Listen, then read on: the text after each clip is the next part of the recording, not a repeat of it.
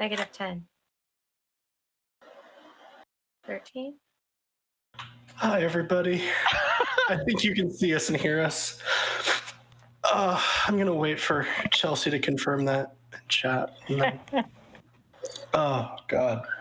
I can't see us or hear us. I see. Apparently -10 came up over the audio. Very good. Which suggests to me that I can go ahead and get started. TierCon. Very good. It's good. Code, Lena. It's code. Hello, everybody, and welcome to Tier Moontree Isle. My name is Galway Trainer, and I am the unbenevolent dictator of Helpful Goat Gaming. Okay, I really need to be off the Twitch chat because Lena's now shouting code for what, and it's very distracting.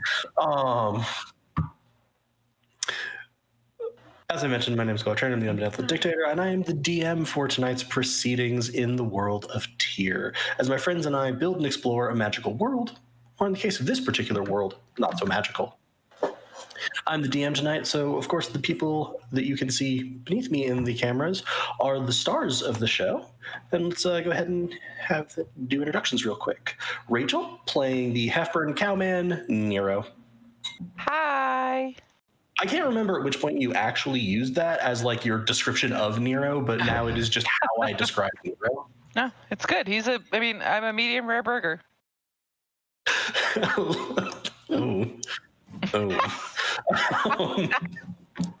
Elise playing the constantly suspicious, but now reviewing how suspicious she actually needs to be, rogue, Minnow. Well, she knows how suspicious she needs to be. It's very suspicious of everybody. Hey. Sam playing the suit of armor with feelings, and those feelings are primarily centered around wanting to fish. Dent.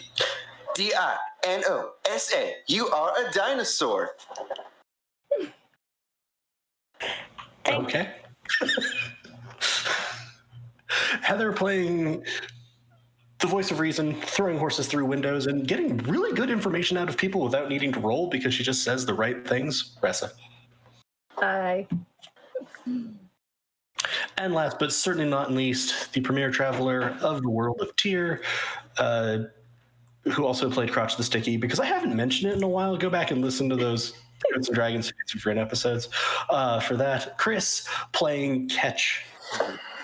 Yes, it's always wonderful when you mention my crotch, Galway. It's so sticky. At least I don't say that part. Yeah, so thank you so much, everyone, for playing tonight. Before we get started, a couple of announcements, a couple of mentions, and then we can get into things. As I mentioned, we are Helpful Goat Games. We are a small independent game design and game content creation community. We stream here on Twitch, twitch.tv/helpfulgoat, pretty much every week, usually multiple times a week. Our two big campaigns that we have going right now are Fates of Rin, which airs on alternating Fridays with this program, which is a level 1 to 20 homebrew campaign DM'd by Andy. And then the Tier campaign, currently Moontree Isle, which I DM and appears on the equivalent or the complimentary Fridays. Elise also DMs a very fun game of Spire where progress has actually been being made, and I'm sure an enormous relief to Elise after the month and a half that was Tuesday. I'm not kidding. Elise tried to kill Kelvy yesterday. Listen, Kelvy made some choices yesterday, didn't he? I feel like every time we play, you could make the statement, Kelvy made some choices yesterday, didn't he? You know, when Tyler said, I'm going to take this Viscount thing, I was like, Tyler made some choices in character creation, and now Kelvy is paying the price. Kelvy plays that spirit forward. Exactly. Kelvy will continue to make decisions. Very good.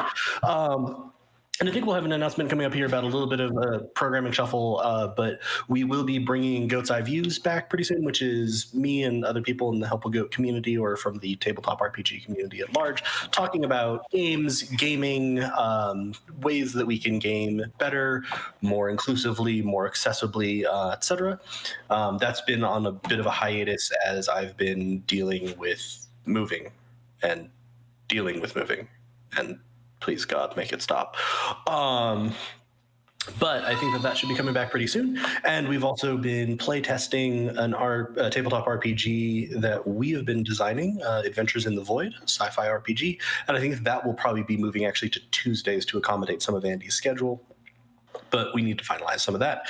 So you can look for announcements for us on those fronts. You can check out those announcements if you follow us on Twitter, where we're at Helpful Goat. You can also check out our Facebook page at Helpful Goat. And if you are so inclined, you can get the most up-to-date announcements if you join our Discord, which you can do using the !Discord command in chat. You'll get a link. Follow that link.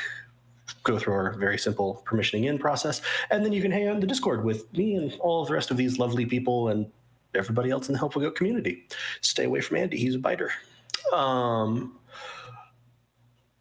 Outside of that, I think that's most of our programming notes that we have coming up, and I think that is most of those socials that I'm going to go over right now. We are, of course, affiliate here on Twitch, which means that you can subscribe to us. You can subscribe to us for free using Twitch Prime, which you have if you have Amazon Prime, like most of the world right now, because Amazon's winning. You can also cheer some bits, and you can follow along for absolutely free in any event and get all of our updates when we're going live. All of that really, really helps us and helps us do more of this thing that we love doing. I also want to take a moment to address just a lot of stuff in the world.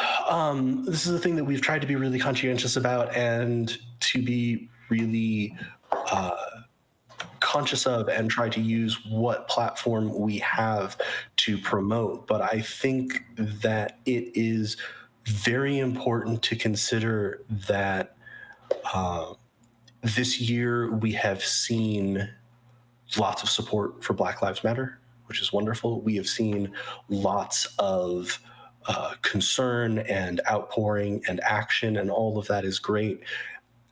And I think that the events of the past couple of weeks have shown how important it is that that action has to continue and it has to expand, because in a moment when the attention of the United States of America is on Black violence directed against, or police violence directed against Black members of the community as never before, a Black man was shot in the back 7 times walking to his car. This has to change. This has to change, and the only way it is going to change is through action. It is through doing everything we can think of. It is contacting your congressman. It is donations. It is organization. It is protests. It is support for communities. And the thing that I think is really important to say in all of this is that it has to change, and it can't come from the people who are being targeted by this violence. They already have to bear the burden of essentially court-sanctioned murder. It has to come from people who look like me, and who probably look a lot like a lot of you listening to us. So please, I implore you, however you can help, if that is donations, if that is action, if that is protesting, if that is support for these local organizations. We have a variety of links via the !BLM command in chat and the !donate in chat. I understand if you don't have the financial resources. I understand if you cannot join demonstrations, if you're immunocompromised, and COVID-19 is here making the world so much better and simpler. Kidding, it's not doing that. It's not. That was sarcasm. I feel like I should flag that for some reason. But please do something. Contact one of these local groups. Contact your local organizations in the area. See how you can help. See how you can help build communities. See how you can help move towards racial justice in this country. We've also moved into September, which is Suicide Prevention Month. And right now, I really, really, really strongly encourage people to not to find community, but I really, really strongly encourage everybody to if you can, if it's not going to harm you, spend a little bit of extra effort to try to build a little bit of community, especially right now when it's very hard to build community. Reach out to someone that you haven't talked to in a while on Facebook. Send someone an email. Give someone a phone call. This is a very, very isolating time, and community connection and those bonds are one of the things that helps just generally. So, with that, I think I have covered everything that I wanted to go over before we got started. Oh, one other announcement, which is a slight delay because I've been moving stuff. Look forward to something fun and new and really, really, really cool and exciting before our next tier stream, which will be coming up in 2 weeks from now. There should have been something this week, but I got a little bit behind. Anything anyone else has before we go into recap?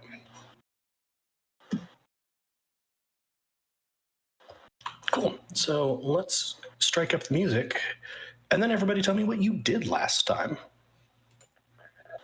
One of my first notes is hashtag wet for Dent. Correct. Hashtag wet for Dent. Just thought I would share that. I like that there was just no follow-up to that.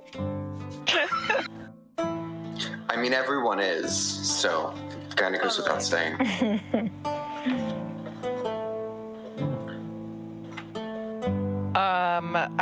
My notes are, Dent has flashbacks to when he was made, but Yeah, I don't know how useful it would be to detail everything that was said to me, but yeah, basically I lapsed into or out of consciousness, and I had a vision where I was with, I guess, the person that created me, and I was questioning, like, why do I have all of this ornamentation when I am merely an instrument of war?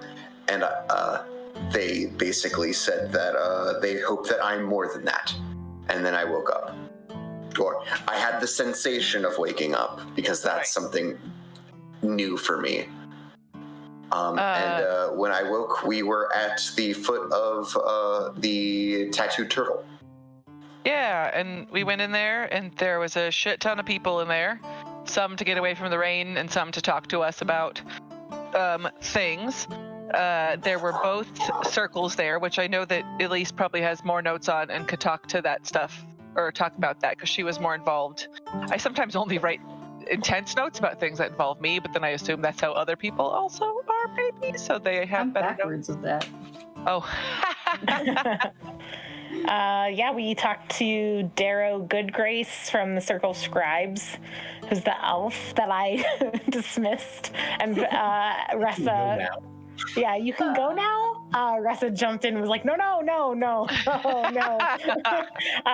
But yes, basically it was just very politely trying to, well, not politely, what's the word, like flatteringly, he was trying to flatter us into wanting to be a part of the Circle of Scribes, or do work for the Circle of Scribes, I guess. And then it wasn't back to back because there was other stuff in between, but the other one was the Baroness Dinia McKinnon, right? Was that her? I just had the Baroness written down. Yeah, and she was Circle of Swords. Is that the other one? Blades? Circle of Blades. And she was like, she was the opposite of Darrow. I'm going to cut through the bullshit. We want to hire you. That's probably what he wants to. And gave us some info about how some of her people encountered some people who were walking towards the docks and seemed to be kind of in a trance and were very stealthy or unheard, snuck up on her people, which was pretty unusual. And then we also had Inahani, but I think there were other things first to cover. Yeah, Ketch did his talking with the apprentices and found things in books. found secret code in a book, That. and then apparently some other information about is it Imnik? Yeah, right? Imnik. Imnik, yeah. Yes. About before he disappeared that he had this book done already, and then he got like some last minute revision requests, and then the book now has like all these looks like errors, but they're actually code. So Ketch was very excited about that and decided to go back to one of the rooms that we had rented to kind of, I guess, figure it out alone, away from all the noise, and have some quiet. But Ketch did at least decipher the first part, and it says the circles are being manipulated. And as all of that was I met happening, with my thing first, I thought. And because then I followed you, or did it? Sorry, I didn't mean to interrupt you. I just had a whole meeting. yeah, first. as all of that was happening, I was working with Dylan to try to get some magic under my belt, and he handed me basically the first bit of illusion magic, which I wrote down was Vitan. And I quickly grew frustrated with it after marginal success, and I rolled a critical failure, which we're gonna see how that plays out at some point. At some point I stormed out. So. And while that was happening, Nero was talking to a lizard folk, kind of like rich man named Berdir, is what I have written down, whose daughter Asana went missing 3 days ago, and he talks about how she was 15 years old. I don't need to tell you all of the details. I wrote a lot of them. But the good news is that my lizard Jebediah spoke highly of me to I Berdir. was just looking at that note. It says Jebediah is consulted. He speaks highly of Nero. Whew. I do want to make note of the fact that I think it's interesting that his name is Bird Ear when birds don't have ears. It's not actually bird ear. It just has that sound. Oh, Bird ear. I had no idea. Hey, golly, it was a pun. Always like I know, but I'm going to destroy it. I refuse to acknowledge that. Also, we Then lost. I found out a lot of things about Asana, which we don't need to go into. And the Berdir was just very ashamed that he didn't care about the disappearances until it happened to him. So we had a whole nice conversation, and I rolled a critical success on a persuasion to convince him to grow as a person, and try and utilize that to help people in the future. So hopefully, and then I saw Nero leave. Nope, that's me. I saw Dent leave, and followed him. Importantly, you also got Berdir to agree to help you with a boat Oh yes, to get to Moontree Isle. Sorry, I'm like, I wrote- there is a plot relevant point in here that was I wrote- contained within your critical role to teach him the value of shame. gets money, asks for boat help, is what my note said. So yeah, I got a lot of money and also boat help. And yeah, then I follow Dent, but he doesn't want to talk, so I just kind of keep a distance and keep an eye on him and don't push it, but follow him to the second door. Yeah, and therein, it's like there's a lot of kind of knickknacks. There's an order to it, but it's like stuffed to the brim. And it's a shop of some kind. And in the back is an elderly gentleman, and he motions me towards a room, and I don't know if we've actually said anything or had much of a conversation as of yet, but Yeah, we'll pick up sort of from there, I think. Cool. Yeah, I don't think we missed anything.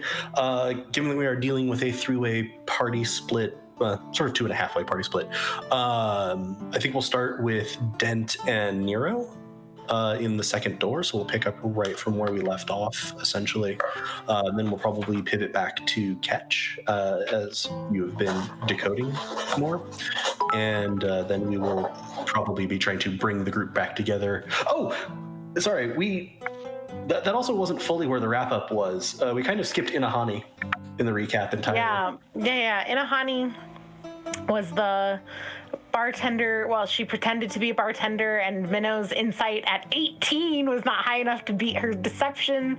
And so she was the one who sent the note, the handwritten note, we should talk, and is the leader of the Shadow Hand in Tormenreal. That one. We didn't get through too much of a conversation. She said apparently the Shadow Hand didn't have anything to do with stealing the locket that Minnow is missing. And when Minnow's spouse was home by themselves, and it was stolen from their home while Minnow was on the job. And it was through an investigation in Amberheart. I was thinking about this. It was through that investigation in Amberheart that like some old criminal contacts pointed me towards the Shadow Hand, but that was the most proof that I had, and Minnow kind of took it and ran. And apparently, according to Inahani, now that is not true. So. Yeah. And yeah, because you didn't interact much with Inahani, but who Inahani was pretty important.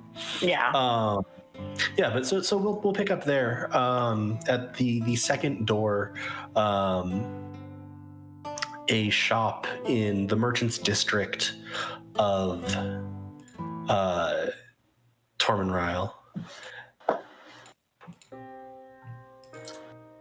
The inside of the shop is cool and relatively quiet, and the rain outside has slowed, so it's no longer this driving, surging noise. It's just sort of this persistent drizzle that you can hear dripping from the eaves. And the shopkeeper is an athletically built man. He has red hair sort of swept to the side, a long braid, and he appears to be an elf based on very long, thin, pointed ears, though he's built more like a half-elf. And he's stood and he's nodding. He goes, yes, I can indeed help you. Pointing at you, Dent. Or perhaps more accurately, I can help you help yourself. Assuming, of course, that you want. I mean, if I knew what that meant, I might be inclined to agree. Right now, I just know that, I don't know, that there's this strange feeling. Something has led me here, and I don't know what, and I don't know who you are or why I'm having these feelings, but here we are, and what is it that you mean exactly? Am I standing in the background, like by the door? You're in the doorway. Dent is a few steps inside the doorway. But you can see all of this, but you can hear all of it. You can see cool. this, and you're not in the rain or anything anymore at this point. Cool. He'll sort of like, of course. My name is Niacilian. I'm the proprietor of the second door, and what I mean is. It's a bit hard to explain, you see. I can see connections sometimes. That's more or less how I run this place. I can see connections, and just recently I saw a new connection be made, and as I saw you come in, I felt quite sure that it was the connection that I was seeking. Here, come with me, and I will show you. He's going to sort of stand, and if you're, on one end of a roughly square room, and he's on sort of the back wall, he's moving towards the wall that's to your left. I would like to roll a bing, bada boom. Sorry, I was like, you'd like to roll? That's a audio track. Yeah. Well, I didn't roll well, but I wanted to make sure if I could gauge, because at this point I'm just very confused and frustrated and trying to cool off from everything that's been going on earlier today. And I don't know if I can trust this guy yet, but apparently I have no idea. Do I know? Oh, sorry. With a 4 insight, you are very much, you're still pretty worked up from sort of the events of the day, and that's kind of limiting what you can do. Certainly what he seems to be saying, seems to suggest that he can help you, and that he has some sense of, there's a thing that you're connected to, and that kind of scans, but you're not able to read much into intent or trustworthiness or anything deeper than that. Okay. And then, have I met Niacilian before? You have not. Okay. This is kind of I don't mean this in the sense of it being sketchy, but this is a pretty small back alley. The shops here are generally a bit smaller. This isn't any of the big main streets of things, and you just haven't seen this guy at one of the taverns or anything. What kind of stuff do they sell here? Give me a quick kind of perception check. I'll do that. I don't know why I said it like that. I was like, okay, we're really into this perception check. 16. 16 for perception. So as you're looking around and you're kind of tracking this conversation and you're scanning the shop generally, there's all kinds of stuff. You see a couple of weapons sort of up on one wall, like swords and scabbards. You see some armor. You see bags. You see scrolls, books, sort of objet d'art style stuff. So there doesn't seem to be a single thing, and it would also be pretty clear that whoever this is, they're reselling stuff. They obviously didn't make all of these things. But yeah, it seems just sort of bits and bobs of all kinds. Cool. I guess I would still just be watching Dent to see if Dent moves forward to go check things out. Yeah, I mean, at this point, I guess I don't have much of a reason not to, so I would follow him. And I'll just follow along slightly behind until somebody notices me, or, well, I mean, I'm not hiding, but until somebody says something to me. Yeah. But I still want to keep my distance from Dent because I don't want to crowd him. Yeah. You also, when you looked around, you saw the desk where Niacilian was sitting. There's a book that was lying open on the desk in front of him. And then there was a plate of, it looks like pastries, and a decanter of what was probably wine. So he seemed like he was just in the middle of reading. But yeah, so as Dent, you start moving forward, he leads you sort of winding through these shelves, and almost like bookcases stacked with things. And he gets to sort of the side wall and he goes, This is the connection that I was speaking of. And in front of you, Dent, you see an object which is glowing faintly. It's about the size of a child's palm or hand, like a human child's palm or hand, and is blue. It seems like blue steel, ringed with yellow crystal. This began glowing earlier today, and I felt that a connection had been formed, so I thought that perhaps someone would be coming for it sooner or later. I assume I don't recognize this thing. You do not. Though the metal of it looks very similar to the metal that composes your armor. In a lot of ways, especially the sort of damascene patterns, like the darker parts in your armor, look very much like that sort of blue steel. I go and I lean over and I take off my head and I like peer down at the thing and then I put my head back on. That's a thing. And yep. And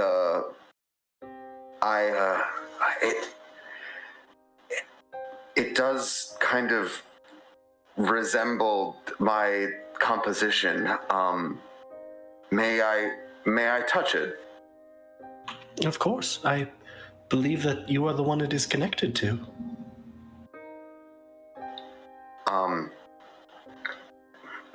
I guess I walk up and try to hold Before it. you do that, can I just... Oh, he's with me. Yeah, hi, I'm Nero. I'm Niacilian. It's so nice to meet you. I've never been... Lovely place. Oh, thank you. It's a pleasure to meet you as well, Nero. I'm gonna cast my Fearbulk Detect Magic. Okay. I just want to see... I'm assuming the glowing blue handprint thing is magical. I want to know if I can figure out what class of magic and... Yeah. Interesting. I always cast Detect Magic when you're like, fuck, what type of magic is this? No, Shit, actually, okay, that's actually not what I'm thinking. About 80% of the items in here are magical. Fair, yeah. I'm like, oh god, it's... You're kind of, you know, like the little like spectacles that they give now, so where like for viewing Christmas lights, where it like makes a little bit. That's kind of the effect you're getting. You're like, oh shit, everything is shiny. Everything is shiny. Whoa.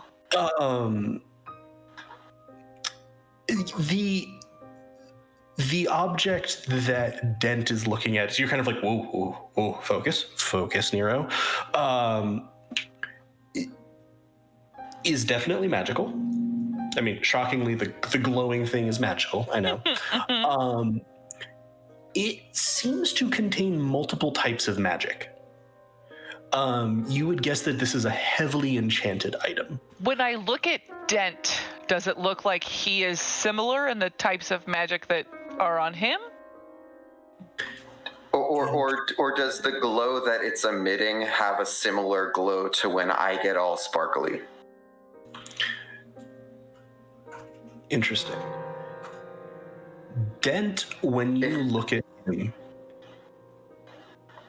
especially if you look at the energy that is under his armor, like not Dent himself doesn't actually appear particularly magical to you unless he's casting a spell. If you look at the energy that sort of holds his armor together and animates him, if you look at actually Dent in that sense, it doesn't precisely have a school of magic. It is almost more pure magical force. It has elements of different things, but it can also, you have noticed, I'll say in the past, it's almost that it gets colored by magic that he's used or magic that's affected him. So like if he recently cast a spell, his energy becomes a little bit more that school of magic, or if Ressa heals him or something, it becomes a little more that school of magic. This thing is certainly lots of different types of magic bound sort of into one container, and you can see that, but it doesn't have quite the same feel. It's not that pure magical energy, though there is a little bit of that in there. Dent, to your question, as you've gotten closer to this, Nero, you can see the decorations on Dent are beginning to glow faintly. Oh, like I can see that with the detect magic, or just No, they're you can doing see in that. general? Yeah. Is there any kind of like, with detect magic up, is there any kind of like, this is probably too fucking, okay, like wispy connection or something I can see through it, like in the air, or is it just like the nearness of it makes it happen? Sorry, it's a little bit funny that you said that. That is almost exactly a thing you can see. Hey! And you actually begin to wonder about the comment that Niacilian made of, I see a connection. You can almost see, now that they're very close to each other, you can see almost a reaction between the two. And you might wonder in the back of your mind if he has something that's a more powerful version of this detect magic that you do. Oh. So that he might be able to see it more stably. I'm gonna stick my hand in between the like wisps, and I'm gonna be like, Niacilian, is this stuff what you're talking about? Do you see this? Oh, you can see it as well. Just sometimes. Excuse me. It's occurred to me that I might want to get a chair, because every time I get these weird, strange things, I tend to pass out or something. Like, I just fall straight to the ground, and I don't want to, like, knock something over. You see Niacilian do, like, a little bit of, like, mental geometry and be like, yes, let's get you a chair. And he'll sort of get a large, sturdy chair and plop it behind you. That's good. So can I just take, I'm gonna, I have things I want to do, but I don't want to overstep things. This is all going on inside Nero's head, and he's just gonna take a step back and he's gonna look at Dent. I see that there's an actual magical connection. When I'm looking at it, there's actual colored lines connecting you to this thing. I don't get any bad vibes from it. I just get a lot of vibes from it. So if you're sure that you're ready for that, then I think that it's okay for you to touch it, if that's what you would like to do.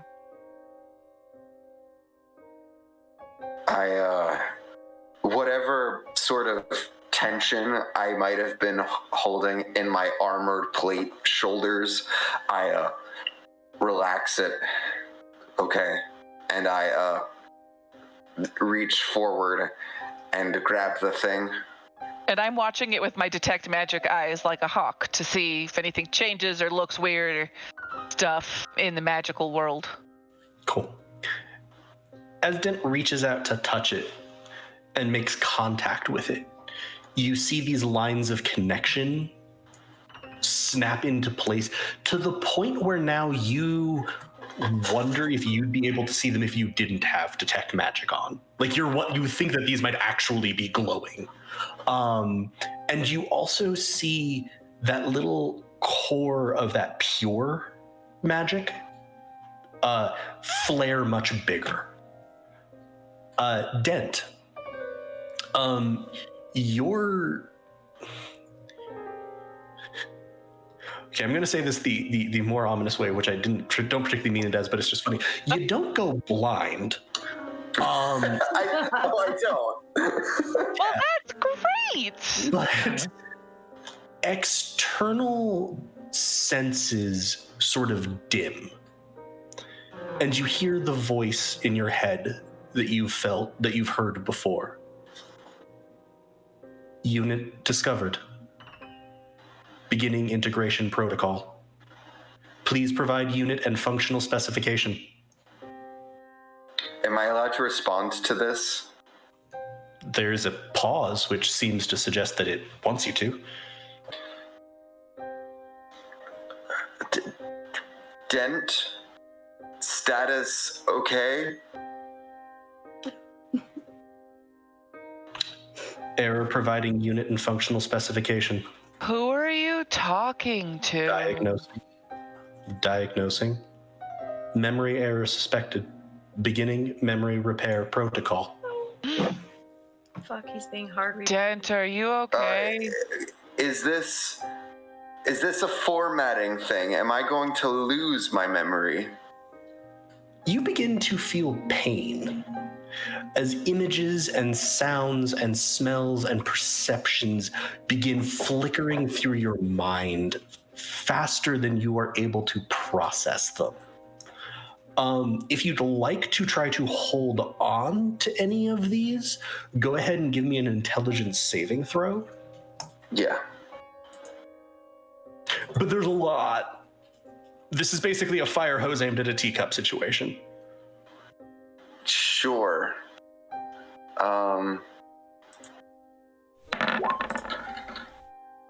6. As things are just streaming by, you are feeling pain from the amount.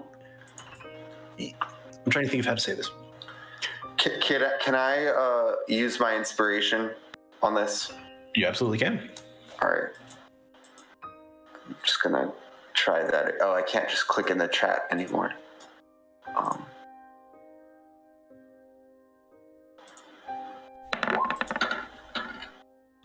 11. Okay. So you're not feeling pain because you are being harmed. Like you're quite sure about that. It is almost the strain of your brain trying to process all of this, which is just much too much. But as you sort of steel yourself and sort of the way you settle on is, okay, get a hold of something. If it's hurting because it's too much, just grab a memory one at a time and try to work your way from there. And you grab a memory of a battle. And you see dimly in your mind the walls of a city behind you that you're protecting. And it's a city that you, Dent, have never seen. Like, you know that. The Dent going forward, that you have normal access to your memories, you've never seen this city. And you're in the sort of the fields leading up to the city, and on the other side, emerging from a forest, are creatures.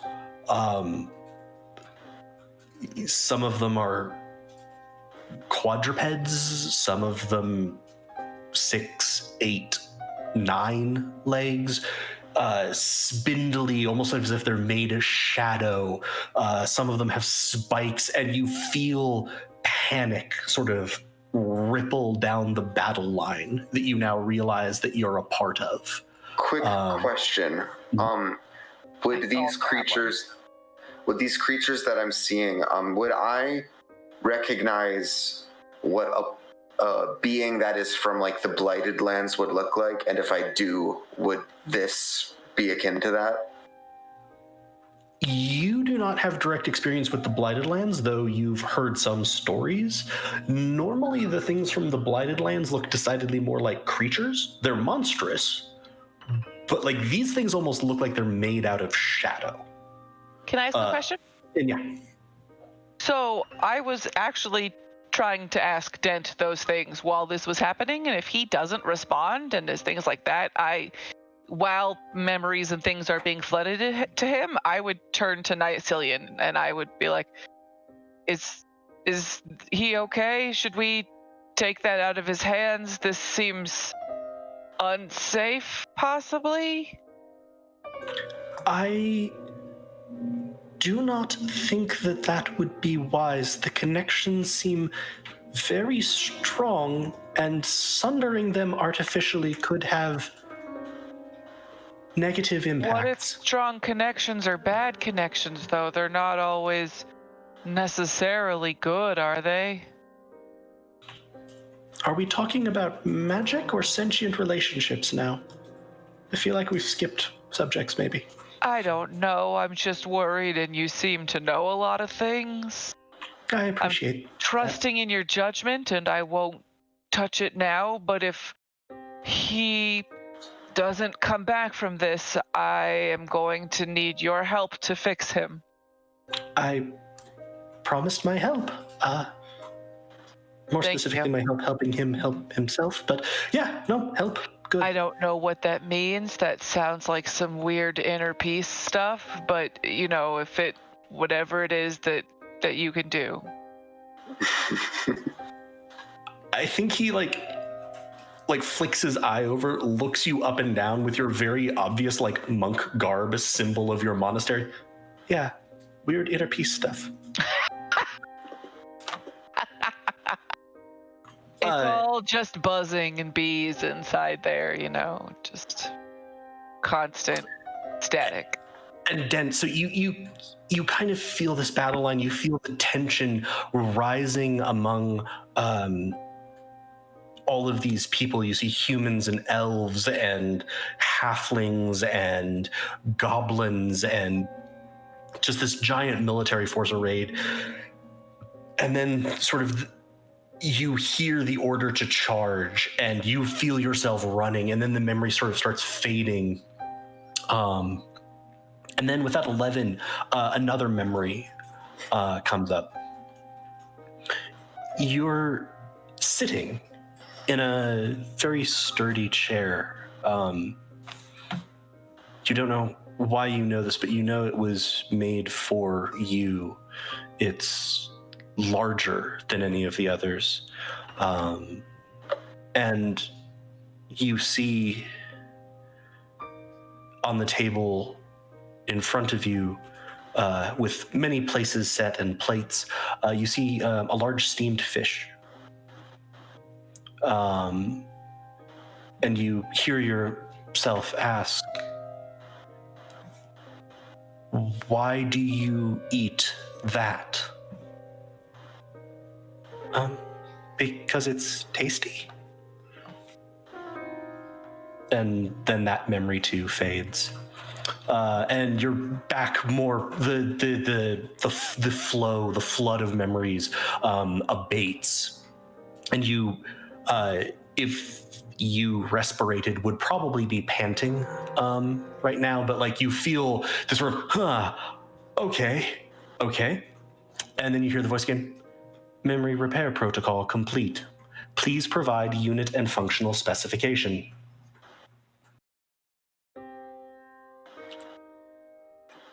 Dent, I don't know. Error providing unit and functional specification. Error with memory repair protocol. Diagnosing. Who are you talking to? You can hear that. You can hear Nero saying, who are you talking to? Dead. Okay, so because you said that I had like my sensory. This time stuff has come back up a little bit. As you came back in, you couldn't hear it the first time. This time you're a little more aware of your surroundings. There's a voice that is in my head, but not in my head. And it's asking for my unit identification. And would you like me to talk to him for you? I'm really good at talking with voices, usually from people, but I probably can do this. What if I yell inside your mouth? I'm already yelling inside of my mouth after about halfway through Nero's latest sentence. Who are you? Where are you? Begin core memory restoration protocol. Hello. Hello. Dent, your question does not seem to be responded to by whatever this voice is. And now, as it specifies core memory restoration protocol, you feel, instead of this sort of fire hose of just torrent of memories, you feel things dimming. You feel your perception dropping again. You feel memories almost dropping. You feel these memories that you just grabbed starting to fade away. And then you feel a sudden flare of, in your sort of internal mental space, it felt very much like things were darkening, and you feel flares of light suddenly come up and things stop slipping away. And you just kind of sit there for a second. Am I in the chair in Yes. the second hand? You're now able to, and as those lights flare, you're sort of able to pull back to yourself, and you hear, core memory restoration protocol complete. Please provide unit and functional specification.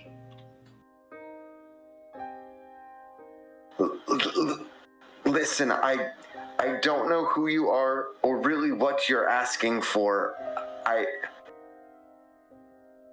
But if you can direct me as to how I can find that information, I will happily supply it. Error providing unit and functional specification. Error with memory repair protocol. Error with core memory restoration protocol. Diagnosing. Further protocol not found. Further protocol not found. Failsafe protocol identified. Initializing meat-based social protocol. Well, hey there. Do I start What's eating your a fish? Name? Yes, name. What's your name? Wait, who's asking this? It's inside the voice in your head, I think. My name is it's Dent. It's what they call me. It's a pleasure to meet you, Dent. How you doing today? Really confused. And who are you? And why are you talking to me? I do not appear to have a name, as you refer to them. Would you like to give me one? Steve. I like Buddy. He called you Buddy. I'm going to call you Ed. All right, buddy. Well, apparently my name is Ed. And as for what I am, I'm what's called a docent. I'm designed to assist you in, well, really whatever it is you're trying to do. Okay, and who designed you, and why now? What caused you to need to talk to me in this moment? Retrieving designer specification. Well, there's a memory error. That's unusual. Might be due to the whole social protocol thing. I appear to be having some gaps in my, I believe the meat organisms call it memory? The meat organisms. Sure. But as for why now, this is the first time that I have detected the presence of any compatible unit within a 50-mile radius. Hey, by any chance, are you the thing in my hand? Why, yes, I am. And in your head. Oh, okay. Not your physical head, using a meat space metaphor. Gotcha. Yeah, I'm used to using those now. I bet you're real good at them. Yeah. Okay. So I had this. There's a lot of voices going on in my head right now, more than the normal number. Like right now, I'm dealing with 3, I guess. You, me, and then a weird robotic other voice. And that one keeps asking me for my unit specification, something or other. Allow me to allay one of your concerns. The number of voices in your head is currently 2, so far as I'm aware. Both of those were me, Ed. Why did... Ed, why were you talking so, not normal before? Like, what? I don't... This is awkward. I'm having a little bit of difficulty with your usage of the word normal, because that was my normal means of communication. I've entered a fail-safe protocol in an attempt that I normally reserve for communication with the meaty ones. Oh, interesting. I'm just going to be having a conversation with Niacilian while this is happening. So does this kind of stuff happen often? And we don't have to act it out, but just... Surprisingly so, yes. Okay, well, that's strange. I guess it's not a bad thing. Is there something that you can tell me about why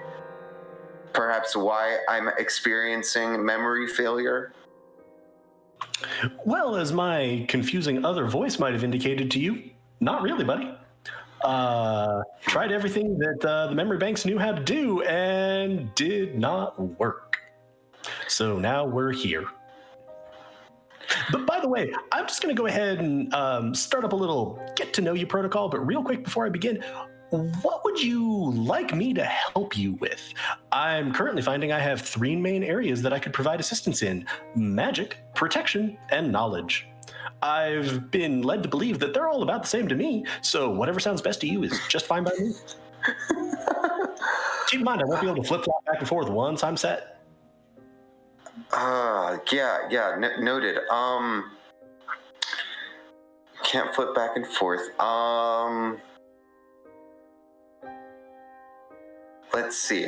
I really like magic, but it is fun. Here's one question I have for you before I make a determining factor. Once I decide this and whatnot, am I still going to be experiencing these moments of extreme pain and blacking out, or is that going to kind of relax a bit? Your life is just filled with meat space problems, isn't it? So far as I know, any integration errors should be resolved once the protocol is completed. However, if you're the type who likes to get into scraps, I can't promise that you won't be impaled by something. But I sure will do my best to help you with it. For sure. Let's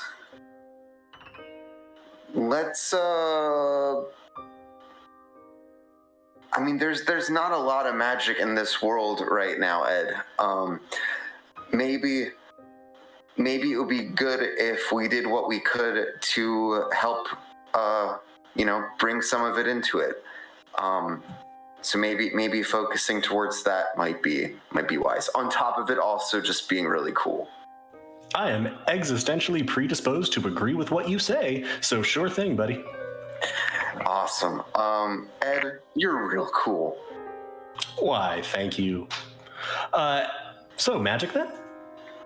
Yeah, let's go towards that. I realize I'm apparently making a big decision right now, and I'm not in the best of headspaces. Big decision. Did you want to talk it out, maybe? I can't hear whoever it is you're talking to. The crystal is going, or not the crystal, the object is going to float up off of your hand and begin pulsing with light. And then you're going to see it float gently in towards you.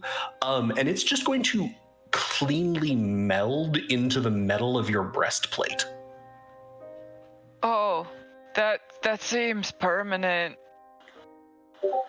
I scratch at it. Does it,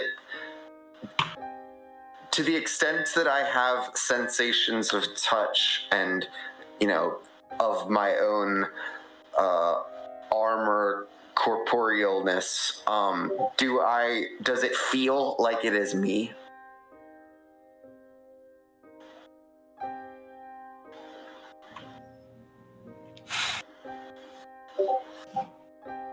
I keep hearing Discord noises. Yes.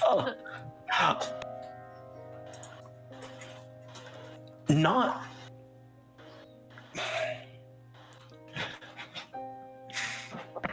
I'm trying to think of how to say this. corporeally, yes.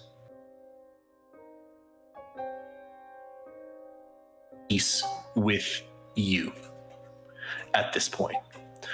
You still have the sensation, and you now have it much more strongly in certain ways, of Ed sort of floating as another presence in your mind. Okay. Never alone. And if I need to access Ed, is he there? Does he respond? Or Hey there, does buddy. it respond? Integration protocol is complete. We are nice and set up now. If you consult the specs, you should be able to see your new abilities. Incidentally, Nero, had you said out loud, like, Niacilian, does this happen a lot, etc.? By the way, one of my primary functions is to assist in your communications with the meat types. I overheard your friend there saying Niacilian. That's an Aquan word. Would you like me to learn that language? If that's something we can do, why not? I currently know Common, obviously, Celestial, and Draconic. I have room for a couple more. So that's still. Yeah, I mean, if you can learn some more languages, I'm sure if I was able to speak with more people, I would probably, be more inclined to do so. I'm sure you will. I'll work on that right now. In your handouts, Sam, you now have the handout for the docent Ed. Docent currently has the following abilities. Telepathically can communicate with you in the language Common, can telepathically communicate with you and understand in your surroundings the language Celestial. You have chosen the specification of magic for it, which also gave it the language Draconic. And it can make an intelligence arcana check if you use your bonus action to tell it to. And it is a +7 modifier for arcana. That is literally wicked. What? Can I have a cool person in my head, Galway? Sorry, buddy. You're not made of metal like he is. But I'm nice. Weeks of doing a robotic voice just to set up Ed's voice. Your tech support call center voice. It's so good. It's juicy, and I love it.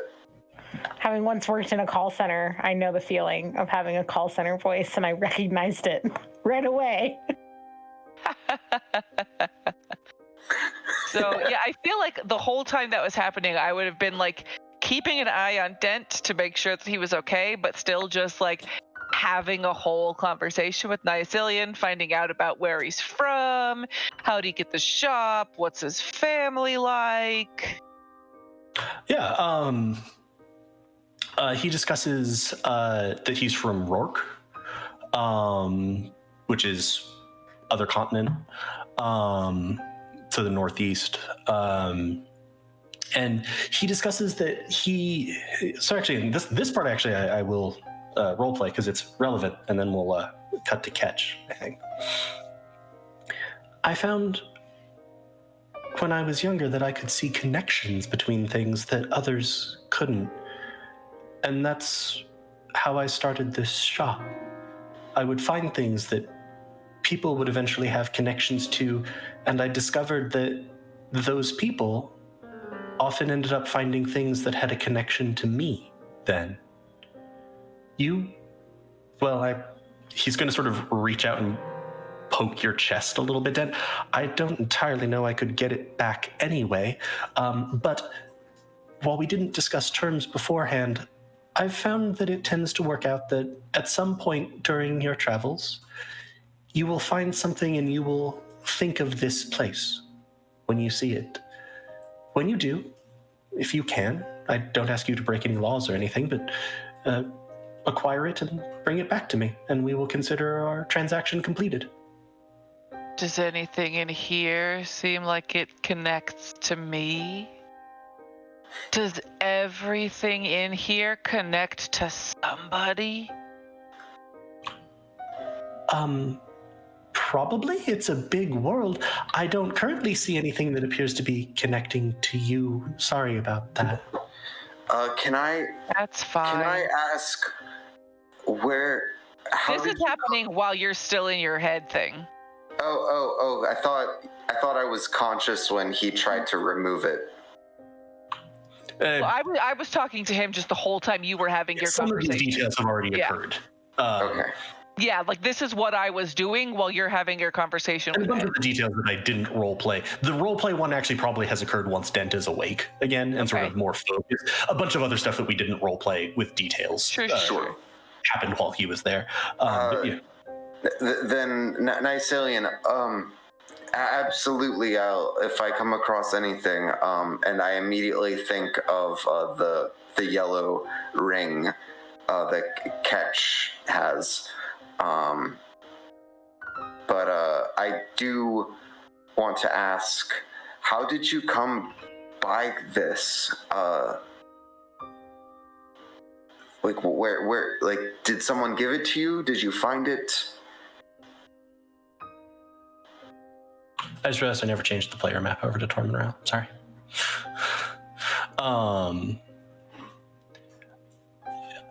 I did a favor for a merchant in Yanshin a couple of months ago when I was traveling, and this was what he gave me. A merchant in Yanshin. And Yanshin is on our continent? No, it's on the other continent. It's by O'Rourke. Oh, okay. Well, I guess that means, I don't know if it means that this wasn't originally mine to begin with, but who knows? Thank you. Of course. As I said, I thought I had something that could help you help yourself, hopefully. As I said, if you see an item and you think of me or the doors, perhaps you'll be able to bring it back to me. Absolutely.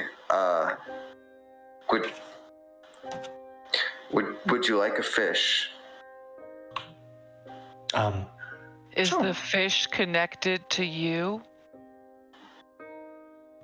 I think he's just offering me a fish.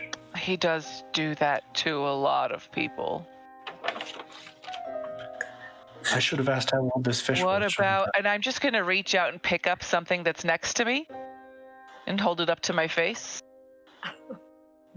Is this connected to me?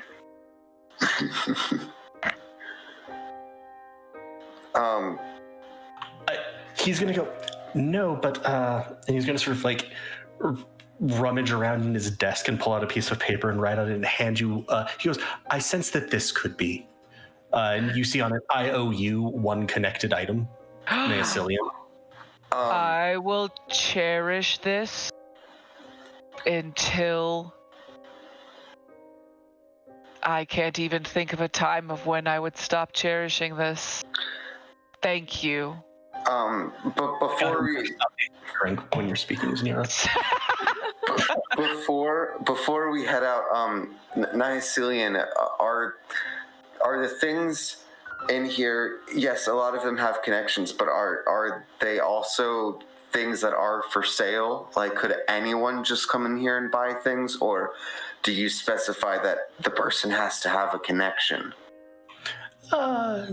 I find that to pay the bills, it helps to, occasionally sell things for gold. But generally, I view my job as the forging of connections.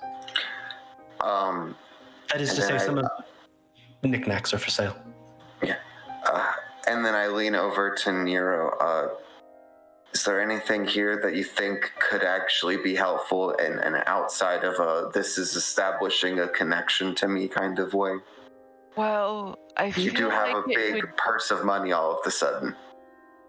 You don't know that. Somewhere in the tattooed turtle, Minnow goes, I feel something terrible happening to the bottom line. Well, Niacilian said that all of these things are connected, and I would feel to somebody, and I would feel just awful if I took that connection away from somebody just because I wanted one of my. And now I've got, and I pull out the piece of paper, I've got my own connection, so.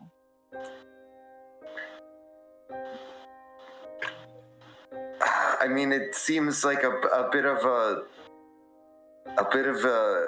very unlikely occurrence that he's just going to stumble across something that is going to be connected to you. But I'm not gonna buy somebody else's connection. How sad would that be for them that they come to the shop because they feel a latent connection that now, oh no, Nero's taken. I mean, well, you could get something, utilize it, and then someone will come to you that's connected to the item as opposed to Niacilian. But and I look at Niacilian, I'm like, does it work that way?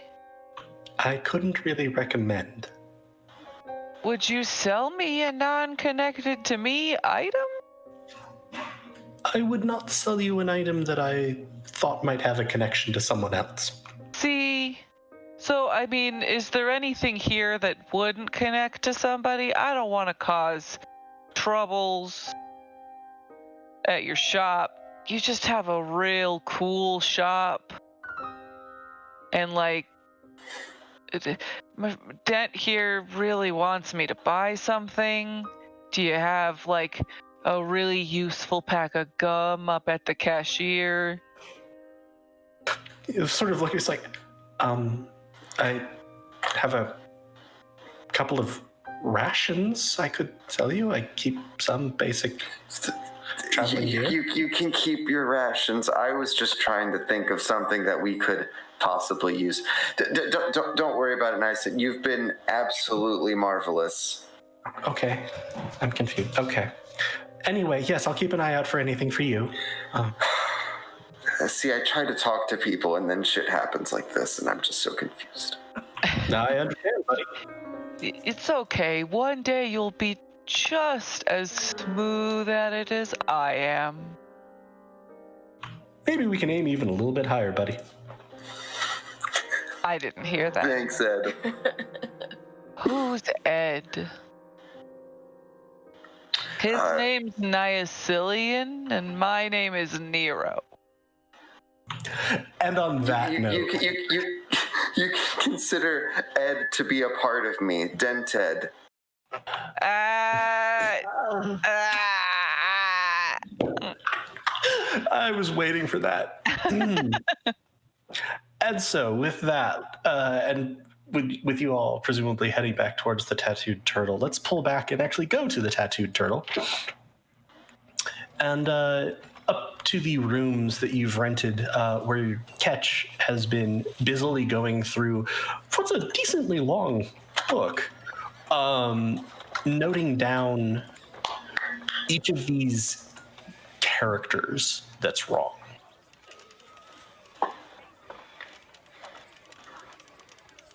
And Chris, there is now in your journal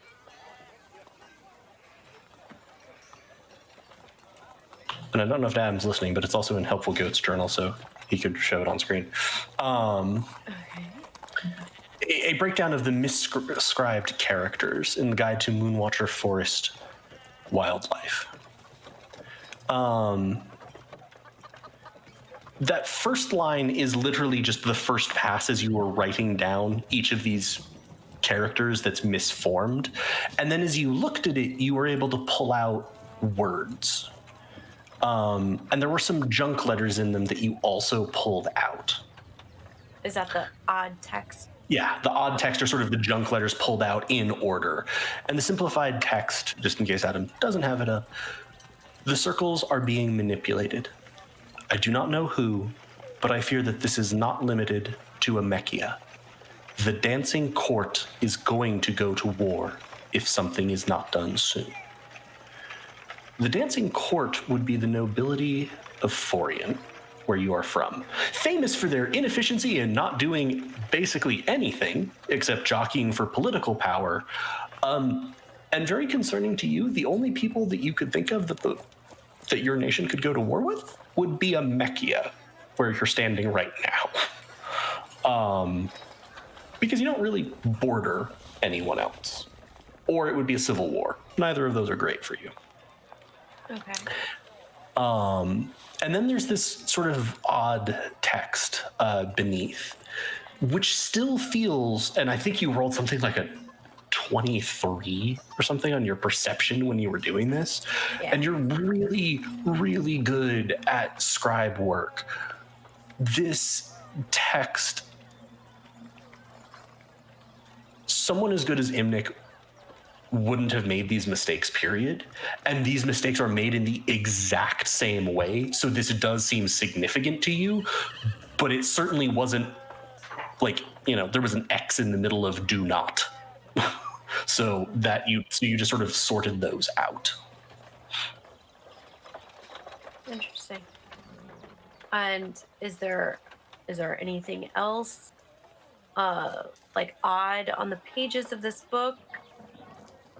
Any symbols, or I don't know, does it smell weird?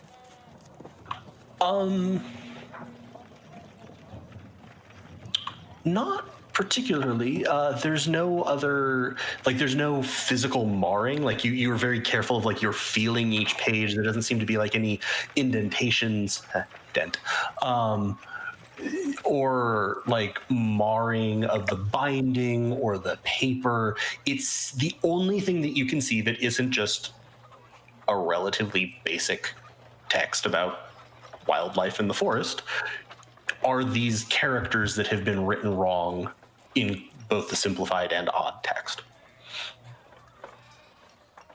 Okay, so the apprentices told me that he got an order for 13 revisions on this book. And I have found these 2 sentences and then this odd text. And let me clarify one thing. He had completed this order, which you were supposed to be picking up, and then several days had gone by because time fuckery, trademark. And then he had received an order that specified that he should make 13 revisions. It didn't say about this book. The order literally just read, "We request 13 revisions." And upon seeing that, the apprentices said he got agitated and basically demanded that they bring him this book. And then he began working on it alone very diligently. Huh. Okay. So the circles are being manipulated. And it does, I can't tell. So this book was for the mayor of Amberheart? Correct. Okay. Do I feel like that the mayor of Amberheart would have been able to decipher this? Or do I feel like this was meant for me? You feel like this would have been most likely to have been seen. The type of people who would have been most likely to see this would have been one of 2 things. You or your family, and you would know that it wouldn't be unusual for if the mayor had ordered a book for the town, for her to have you or your family sort of check it out once the order had come back in to make sure that everything was in order with it. So it could have been for someone like you all who might have noticed it. Or if this is an established means of communication, if someone knew to look for it, they might see it. Okay.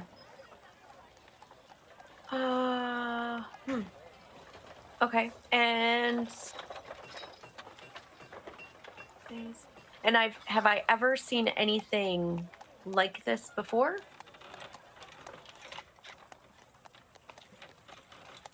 Give me a quick history check.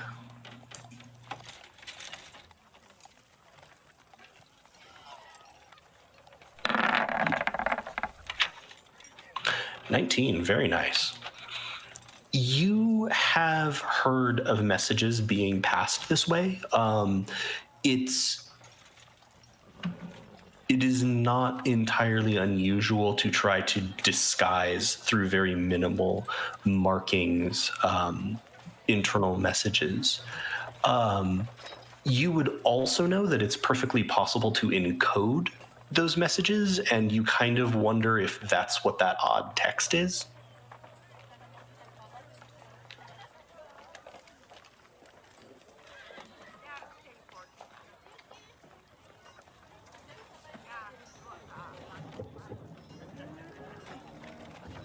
Okay. I guess the main question is what do I'm not sure exactly like what Ketch's response to these two sentences would be. Like, do I feel like this is an important piece of information that there should be some urgency that I need to, like, I don't know, share this with the group? Or is this just like kind of like something that I'm like, well, you know, war is war. I mean, you would probably feel more concern around the idea that the dancing court is being manipulated because that is your home. And with what was discussed here, the circles are gearing up pretty heavily and pretty significantly, it seems like, for a conflict. If someone is manipulating them and someone is manipulating the dancing court, this does suggest a very powerful opponent. Or not even opponent, you haven't decided if you're going to fight them. This suggests someone who is literally fucking stuff up on a global scale for Tyr. Your concern would probably mostly be around what that could mean with regard to the dancing court. And it is also from the message, while he urges relative, acting soon, it probably doesn't seem like a thing that you need to drop everything and go do. You wouldn't even necessarily know how to drop everything and go do it. gotcha. Okay. And do I notice anything else out of the ordinary about the book? No. Physically, it seems normal. The text itself, you kind of, since you first identified the marring and you started like writing those down, after you did that, you even flipped through the book a little bit and scanned it. It seems like it's just the book as near as you can tell that was ordered. It's nicely illuminated and, crafted. It's a good volume that makes sense for why it would be there, et cetera, et cetera. It seems like it's just the characters. Okay. Then I would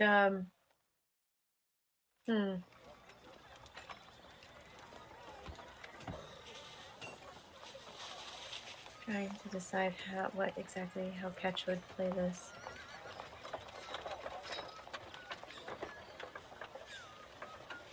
I saw Nero and Dent leave. And I Correct. know that Ressa and Minnow were handling everybody else. Correct. You do not know about the identity of Inahani. Right. So, all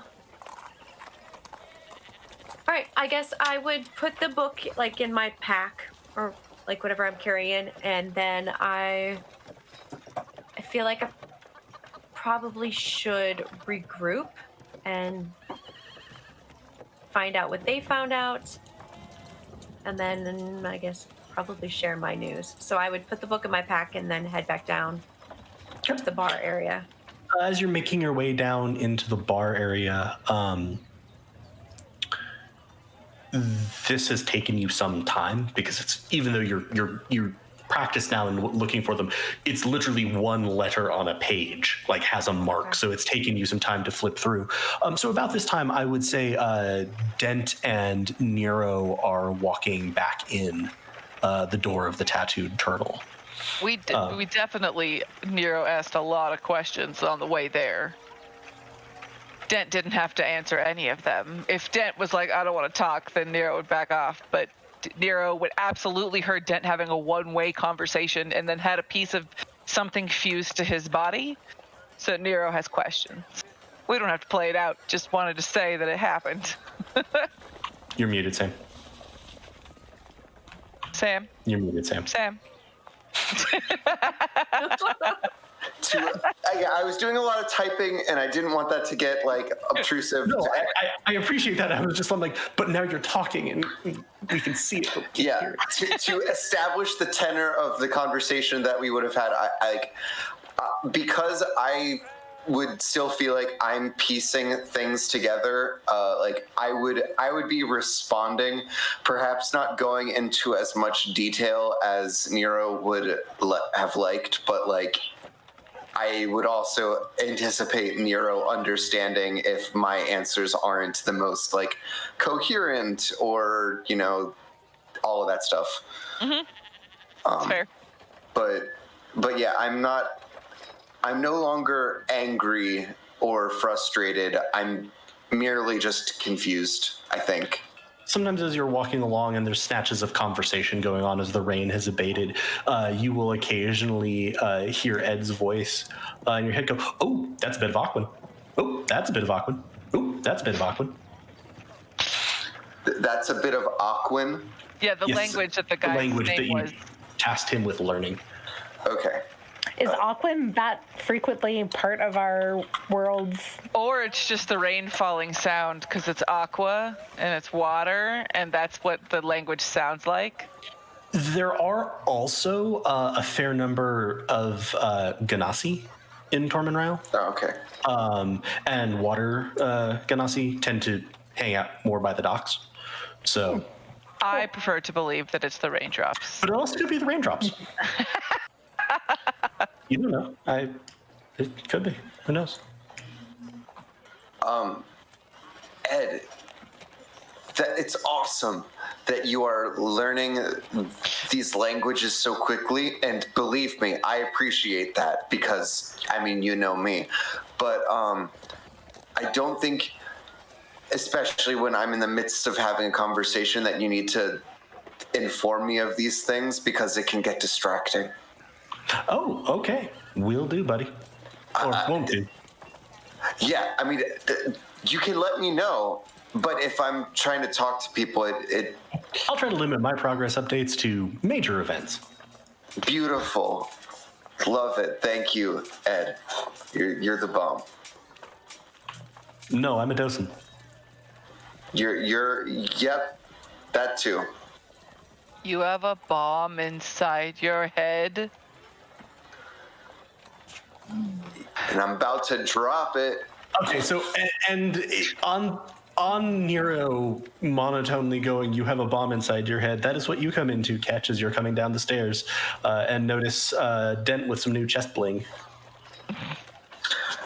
It's shiny and it's yellow and it doesn't come off.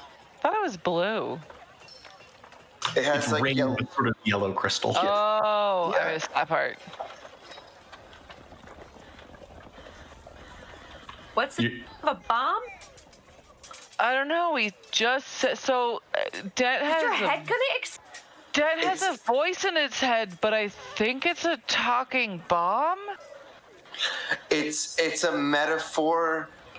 What's if a I'm using that metaphor? word correctly. Wait. Pretty sure you are, that- buddy. Wait. What is that on your chest? Is that a metaphor? I don't think so.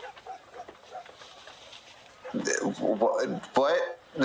No, guys. This is a whatever it's called. What's it called? Docent. A docent. This is a docent, and it basically is giving me like some arcane powers, as well as I can now communicate and whatnot with a few more languages. It's really weird. I'm still figuring it out, but its name is Ed. We went to the shop and Oh yeah, we did a magical things. item started talking in his head that only he could hear, and then he talked to it for a long time in a one-way conversation, I guess. A conversation is a word for it. And then it was more like a monologue from my perspective, but a very confusing one. And then it just like attached to his chest, and that's it. But I got this paper. This is all very exciting, Nero, and I literally can't wait to listen to it forever. Ketch, it looks like you have Thank something you need to you. get off your chest. Yeah, so I think we need to go find Ressa and Minnow. I mean, I may have found something out that probably doesn't bode well for home. Oh. So Yeah, you we should do that. you all can head to the same meeting room. You don't think they've headed out. And as you go in to the meeting room, you see Minnow, who is obviously very tense. Ressa, who is obviously very tense. Dellen, who is obviously very terrified. And a gnomish woman who you're pretty sure was the waitress in Ahani, now sitting at the table, sort of propped up with her feet up on the table, sort of idly munching on a piece of pineapple. The scarf she had on her head is now down. Her hair is essentially tapered back, so it's very short at the front and very long at the back, giving her this plume of hair. And just she's like sort of pops another piece of pineapple. I don't know why you're so obsessed with this stuff, but it is quite good, I admit. Before we walk in, I would hand the piece of paper, or I would put the piece of paper in the same pocket that Jebediah is in. And I would pull out Jebediah, and I would just say to him, Jebediah, this is very important that you protect this paper from anything happening to it, including, please don't eat it. I will feed you if you're hungry. Quick question. Is Draconic... Once, which you have come to Jebediah licks his eye once, which you've come to associate with yes. Nice. Is Draconic in any Let way... me finish my thing before you just started asking your question. I'm having a moment. Wait your turn. Okay, I'm done. Is Draconic in any way, shape, or form close to lizard folk language? To lizard folk language, it is closer. To actual lizards, not as much. That's more the speech of like beast and leaf. Okay, all right. You wanted to know if you heard what I was saying to Jebediah? Yeah, I mean, Dent wouldn't necessarily know this, but I think he would try to communicate with Jebediah at some point and fail. To be fair, just as a note, Ed speaks Draconic. You do not, so he can translate for you. Gotcha. Okay, but if I asked him to, like, I wouldn't be able to like speak Draconic if he told me what to say. As well as you could if I told you how to introduce yourself in Japanese. Like, you could mimic out the sounds, you wouldn't necessarily know what you're saying. Gotcha. Okay. So this is, you have another entity who can communicate with you telepathically. So the simultaneous translation can be real damn simultaneous. It's just you yourself cannot speak Draconic. Understood. Yeah. Anything else before you opened the doors to the room? So yeah, you see who you thought was the waiter now sitting in a very not waiterly posture, and everyone else just very like. Ketch would be like, "Are we interrupting something?" Oh no, I was just waiting for you to be back. And you are? Oh, pineapple. Right? It's really good. Just gonna sort of extend the bowl out to you, Nero. I'll take some and eat it. Ketch is looking at Minnow and is like, who this? Yeah, so, well, come on, have a seat. Welcome to the Shadow Hand Marauders parlay. Say what now? You heard me. Yep. And I point to her and I say, pineapple? What is with you all being so obsessed with this fruit? You know, I've told you multiple times, but nobody takes my word for it, so I've given up. Yeah. Here we are, and Inahani, this is Ketch, Dent, Nero. I assure you I'm aware. I am Inahani. That's very nice of you to, yes, what a polite way to respond to an introduction among friends. Friends? Minnow. There is a I'm lot missing of hostility something. in this room. You told a Lord of the Circle of Scribes you can go now. You are not in the room for that. Do not. The moment Ketch says hostility, Dent like tenses up and like goes to grab his not yet visible sword. You have a visible sword? Sorry. I look at. That's all right, because once circles was mentioned, Ketch would kind of like, I don't know, more straighten up just a little, almost like I'm trying to like hide my pack. Like I now feel like there is like this, there are circles present. That's what I'm thinking at the moment. So I would, no, wait, what? What did we miss? Oh, there's a lot to catch up on, Ketch, but I think maybe not in mixed company. And I make eye contact with Dent and kind of cock my head and just say, "You okay?" It's a long story. There's a bomb in his head. Wow. Inahani slide backwards slightly.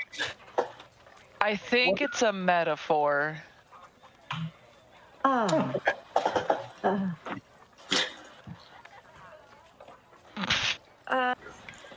So, anyway, Inahani Poor Minnow. and where are my notes from last game? Inahani and Ressa and I were just talking, and we found some things out, but I'm not sure. Can we try and recap what happened in this meeting a little bit better than? Because I know that, like, besides the locket, there was a lot of kind of tension between Minnow and Inahani about the locket, because that was what Minnow thought was going on. But she denied taking it. Right. Shadowhand didn't do that. And Russia, you had an insight check that she seemed genuinely pretty confused. Of like, I lock it? So was she just kind of trying to recruit us as well? Was she like a third recruiting party? Kinda. She's mad that she doesn't have leverage over us. Right. She wanted her guys to capture us. Right. Now they're dead. We didn't kill them. And she's angry because... So sort of what she, exactly. That's a good summing up of it, Heather. She had discussed that she wanted to know why her mercenaries had ended up dead, because you hadn't killed them, and she knew that. And I think you sort of told her what that was. And she was also curious as to why you were where you'd gone for a week. Because she was sort of like, you left town, and then you were just fucking gone for a week. We traveled slowly. Then you walked into town, and that was more or less, we were like, we saw the sights. We took, she's like, what sights? It's a forest. A lovely basement in a church. And then she had kind of, been moving towards, in her explication of it, that her comment was essentially, when you were commenting on like, you got the locket for leverage, she was like, no, the leverage was going to be you all in a bag when we had this conversation. Mm-hmm. Clearly I don't have that, which good for you, but we're going to have this conversation anyway. Yeah, so then I guess that's where I'd want to pick up. Like, what is the conversation? Because before you knew that we disappeared and you wanted to know that, and before you knew that your men had died, you wanted to talk to us because you hired someone to capture us. So what was the original conversation going to be about? And essentially you had started to go to that, and that was where she suggested waiting until sort of the group Okay. Cool. had reconvened. So if we want to just, you can even have that exact line of dialogue now that everyone's here, if that's okay. She goes, I'd maybe give like a 2-sentence catch up of like, paid for the mercenaries, was wondering why they were dead if we didn't kill them, and now I'm curious, why did you pay for those mercenaries in the first place? 2 reasons. Thank you for asking. Pops a piece of pineapple in her mouth. This stuff really is really good. It's fruit. I take the plate and But push it it's- over to Nero. Tart. Thank you. Yes, Ressa. Beautiful. That's It's just so like, nice of you, Ressa. Very tart. Like it. So you all have been making a bit of a name for yourselves, and I tend to find that it's good to recruit the best and recruit them early.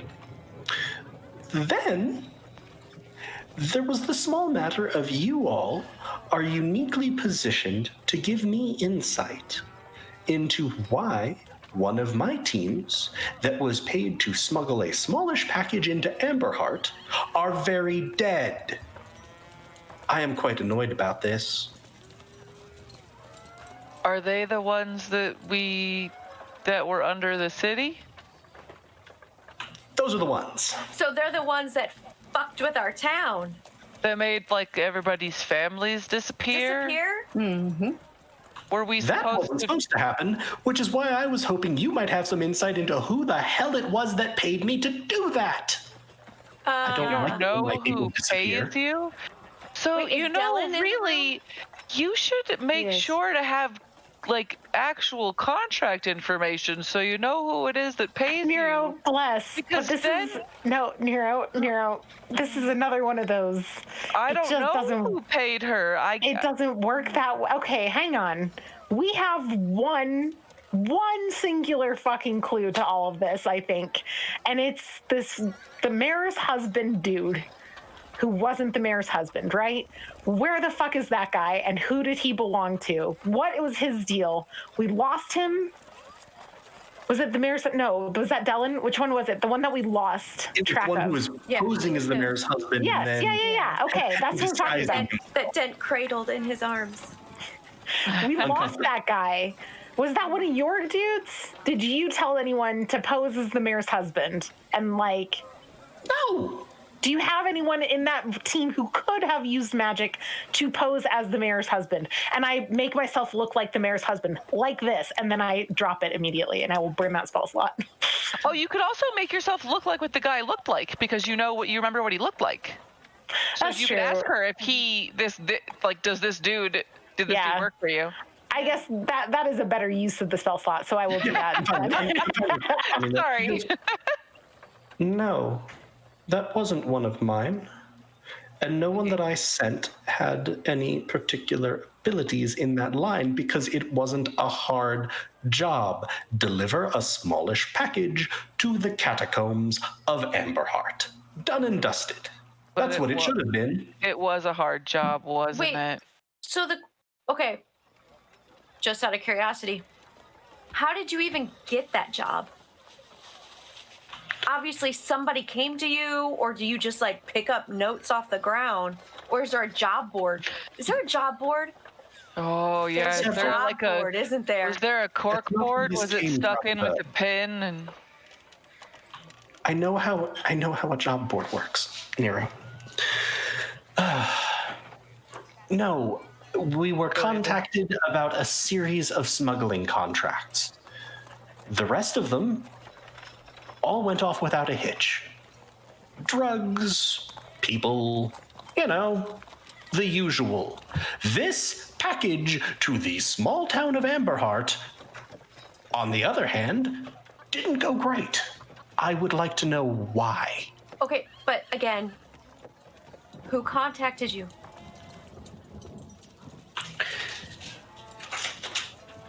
I don't know I how realize that you crime all are- works. I feel like Minnow. I realize that knows you all are how open crime and above works. board sellswords. In the underworld, we don't I don't normally... carry a sword. And if you're asking us to help you with this, We're gonna break the asking pineapples. / threatening, then you need to give us the information because we're not going to be able to do anything unless you tell us what we need to know. In the underworld, it's not like you sign your names on contracts. Understood. Do you but use know code something. names? Definitely code names. Nero, yours is now Caligula. On a job board. Where's my Caligula? horse? Caligula. Only Nero gets a code name. This is Yes, I am Caligula. so I think what we're asking is, regardless of the anonymity and layers between you and whoever hired you, there had to have been a contact at some point with somebody offering the money, providing the package, etc. Where did those drops take place? Who in the area is known for dropping things in those places? Do you have contact? I mean, did you follow the people? You're the shadow hand. You followed them, right? Like I followed people and I was a nobody in this business. We did. We followed them. We kept routine surveillance. It's not as if the thing happened overnight with it all going sideways. The answer to your question is yes, there were several layers of intermediaries, as is usual. It's less normal for all of them to begin turning up dead. Okay, so say we were gonna help. Straightforward, and then it got very not. You know, honey, like I love being your therapist, but if you want us to do something, what do you want us to do? She's gonna sort of like lunge across the table and grab a piece of pineapple, determinedly pop it in her mouth. I look at Ressa and just scowl. Yeah. I push it even closer to Nero. Oh, it's very sticky though. Nero's holding the bowl now. I'm like, Caligula, that's your job. Inahani, so when we encountered what was left of your men, they had been attacked by some will-o'-the-wisps. I don't know how it's pronounced in this world. Do you have balls of light? Do you know who might have been able to conjure up these that perhaps the Shadow Hand has made an enemy with? Or perhaps, you know, they also wanted to meet with us or something? I don't know. This is all very confusing. More troubling would be if somebody wanted those mercenaries not to capture us and played it that way, summoned. There's a lot of unknowns on that. Exactly. And within this point of the what enemies do we have that might be able to do this, I refer you back to Minnow's very quick. We're the freaking Shadow Hand. We've kind of got a lot of enemies. It comes with the business. I'd be a little, I don't know, a little more careful with who I did business with then. Maybe not have so many enemies. Maybe start vetting people. Do you even look into people? Minnow takes a pineapple chunk and pops it in her mouth and props her feet up and just sits back and smiles. I understand what you deal with on a daily basis now. It does not decrease my esteem for you. Look, simply put, the conversation was based around the fact that I was interested in recruiting you, and then I hoped that you might have discovered some things which my agents in Amberheart had not been able to discover about the circumstances of the disappearance, what might have caused it, etc. And now it's happening in your town. Weird. Just a note, you know, if you want to do business with us, you know, don't send people after us to capture us. Have a conversation, more like this. And People. To be fair, I mostly wanted to make sure that you weren't going to get captured by them. I lean over to Minnow. Minnow, have we told this person about what happened in the catacombs of Amberheart? I really hope this is a stage whisper. It's just real loud. No, I don't think we have. I don't see that doing us any ill favors to let them know. Maybe they might know something then. I think we've gotten several, and I'm going to say this louder, and I'm going to look at Dylan to try and get him to focus up here for a second, too. Oh, yeah, he's here. Yeah. Like, we've had a few hints at a group working at a higher level than the Shadow Hand, and at a different level than, or at an opposition with, Dylan's group's cause, like capital C cause, purpose. I wouldn't be surprised if these people that perhaps we're looking for have something to do with the people you're looking for in Honey. And I wonder... Elise knows things that Minnow doesn't, and that makes this harder. I think it's hard to trust that anything we say with you isn't going to be to our detriment in the long run. You understand. And I just think what we're looking for is a little bit of like, you want a lot of us scratching your back right now? We need a little bit of scratching our back right now. I can do that for you. I just my wrap hands my are a arms, bit sticky. like But wrap my arms around Nero and just lay my head on his shoulder. It's so nice. thank you.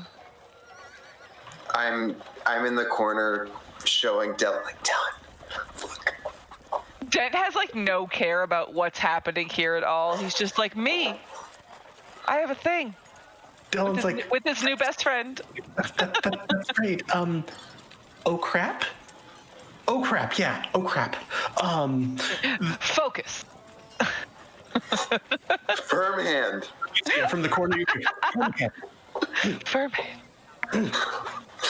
A literal firm hand from Dylan. Nod. That is fair. That is fair. The matter of longer-term employment aside, it does seem like we might be pursuing the same people. You can stop quivering in the corner. I'm not here to kill you. This was over at Dylan. And if people are acting against your group's interests, that seems troubling. You don't say. Minnow says, gesturing at a city where a third of the So- population has disappeared. Do you want to help us figure out where people are disappearing to? Do you know anything? I know something about the It doesn't disappearance. seem like you know a lot, but maybe you know something. I know something about the disappearances, and I know something about what your next likely course of action you're hoping to undertake. Oh, to help. I don't need you to tell us what our course of action is. We already know that. I'm curious about what you know that we don't. But thank you. More what I was aiming for was I might be able to provide you resources that can help with both. I mean, I've already got a boat. You do? Oh, good to know. I got a boat and all Hey. this money. Oh, I guess where's Finch and all of this? Minnow, do you want this? I can't remember it. Yep. I take it.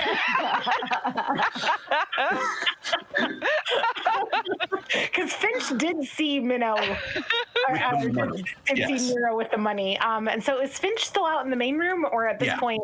Still Okay. up on the rafters, unless you specifically had pocket dimensioned them. Got a boat and all this money. So You the had to tell him to put resources it away. are great, but could we just put a a pin in that, like in the job board earlier, just a pin. And then maybe you could tell us what you know about the disappearances. Of course, I was getting to that. However, you have a boat. Do you have a complete map of the You were smugglers' getting tunnels? to a lot of things, but you Nope, nope. I mean, like, I would love to you're- have a map of the smugglers' tunnels. That would be amazing. you Thank seem you. like a really nice pineapple, but you haven't actually really answered any questions with like a straightforward information, and I'm starting to get a little tired and confused. So I summoned you- Finch to me. Nouns at random? Don't worry about it. I summon Finch to me, and I tell Finch to start heckling Jebediah so that Nero has to be entertained by trying to keep Finch from heckling Jebediah. Non-fatally heckling Jebediah? Non-fatally, just heckle, just heckle. Okay, I'm just saying, a Falcon's definition of heckle or a Fae's definition of heckle is not are necessarily. they like trying to get into my pocket? Yeah, Oh, like pecking at your chest a little bit. Hey, kind of hey. clawing into your pocket. that my Is my that a friend finch is in your there. pocket, or are you just no? Sorry. My hope is that Lizard's the thing in the pocket. just Do becomes you backer want in some my- pineapple, Finch? And I start trying to push pineapple into her beak. Perfect. That's exactly what I want. Just anything in that vein. Smugglers maps. Yes, please. How? Yes, we want that. Yes. Let's just go to yes. Yes. Okay, fair point. Also, thank you for that. Pointing at Finch. My line of questioning is valid. To answer your question of what we know of the disappearances, we didn't pay much attention to them at first because, let's face it, it's not exactly hard to disappear someone. As it kept going, though, that became more interesting. Has Like- the Shadow Hand lost any members? Not as of yet. We discovered, though, on a routine patrol down by the docks, several people walking into the water. Like to take a swim? You don't normally just stare fixedly straight ahead and progressively walk into the water and not react when you hit the water when you take a swim. So I'm I do. leaning no on that one. Rachel, not now. We know you have a lot of rescue trauma from the lake to unpack, but Sorry, be quiet. The more noticeable and interesting thing is that my agents discovered that the mists seemed to intensify several hours after they saw this. The mists that have been coming in across the lake. The people, to be fair, if you were to draw a straight line from where they were walking out, would also be walking to Moontree Isle. Not that I would recommend walking through the lake, which, to be clear, is much, much, much deeper than you could walk. You'd be underwater for hours, if not days. But whatever is going on with those disappearances is likely connected to why no one is getting to Moontree Isle, strange flashing lights, etc. sudden downpours. That one was a bit odd, yes. Wait, so nobody like thought of, I don't know, stopping the people who were like drowning themselves?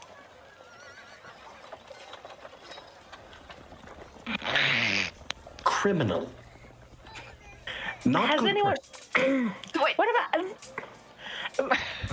Perhaps more of like an action item that we could take now, though, is have we sent divers to see if these people are just drowned at the bottom of the lake? That we have done. Interestingly, we discover no traces of bodies, but traces of something large, moving. Along the floor. Yes. Megalodon. I was thinking submarine, but sure. I look over to see if what Finch is up to. Pineapple. Nero is still trying to ram a wedge of pineapple into Finch's beak. How much does Finch look like they hate me right now? This is rapidly approaching the level of having to have sat on the rafters in the rainstorm. Mm-hmm. Have we tried fishing for the thing in the water? What were the traces that were like the clues that you found of something in the water like? Drag marks along the water, quite large. Big enough to be the draft of a boat, but under the water, so not a boat. And strange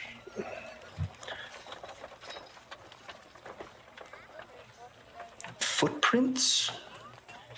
I'm just gonna like sort of pull out a piece of paper and draw that there's sort of like a drag trail, like a central line with then circles on either side of it, sort of moving.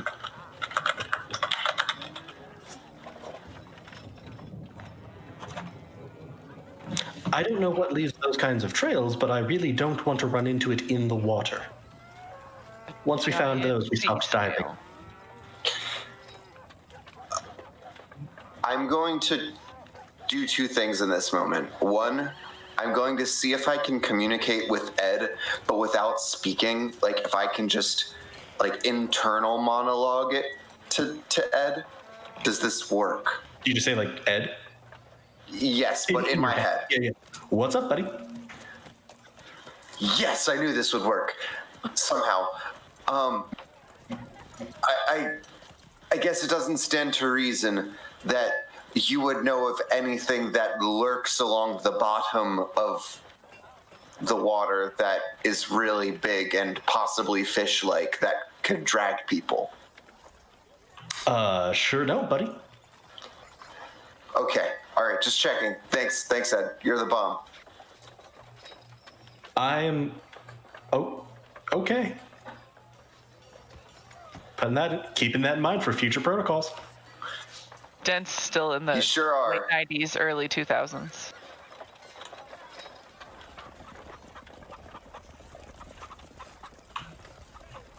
I think you said you were doing two things.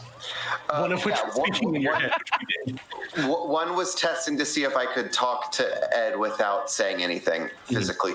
The other thing was asking about the. Oh, okay. The beast. I was like, I'm just waiting on a second. It was a two-parter one thing. I get you. Yes, so you do appear to be able to communicate telepathically with Ed. But yeah, she's going to sit there and she goes, look, I don't know if people are getting eaten or transported or turned into creatures or there's a long list. All I know is that everything that I've seen suggests that Moontree Isle is the place that something is happening. It sounds like you have a boat, in fact, based on your badly burned friend who's currently being attacked by a bird. But, as I mentioned, I have maps of the smugglers' tunnels beneath the isle, which I can provide to you. And I also have individual offers for each of you, but those we could handle in private if you wished. And of course also the general offer of employment in the Shadow Hand for your group. Have you met Nero? Yes. Oh, okay. I was just checking because I don't know. So, oh man, have we heard about the guys that at the police station, right? With we're the Shadow Hand, like those guys. Yeah. I'm just thinking like that's Nero actually working for the Shadow Hand. Well, hi buddy, I'm here on behalf of the Shadow Hand.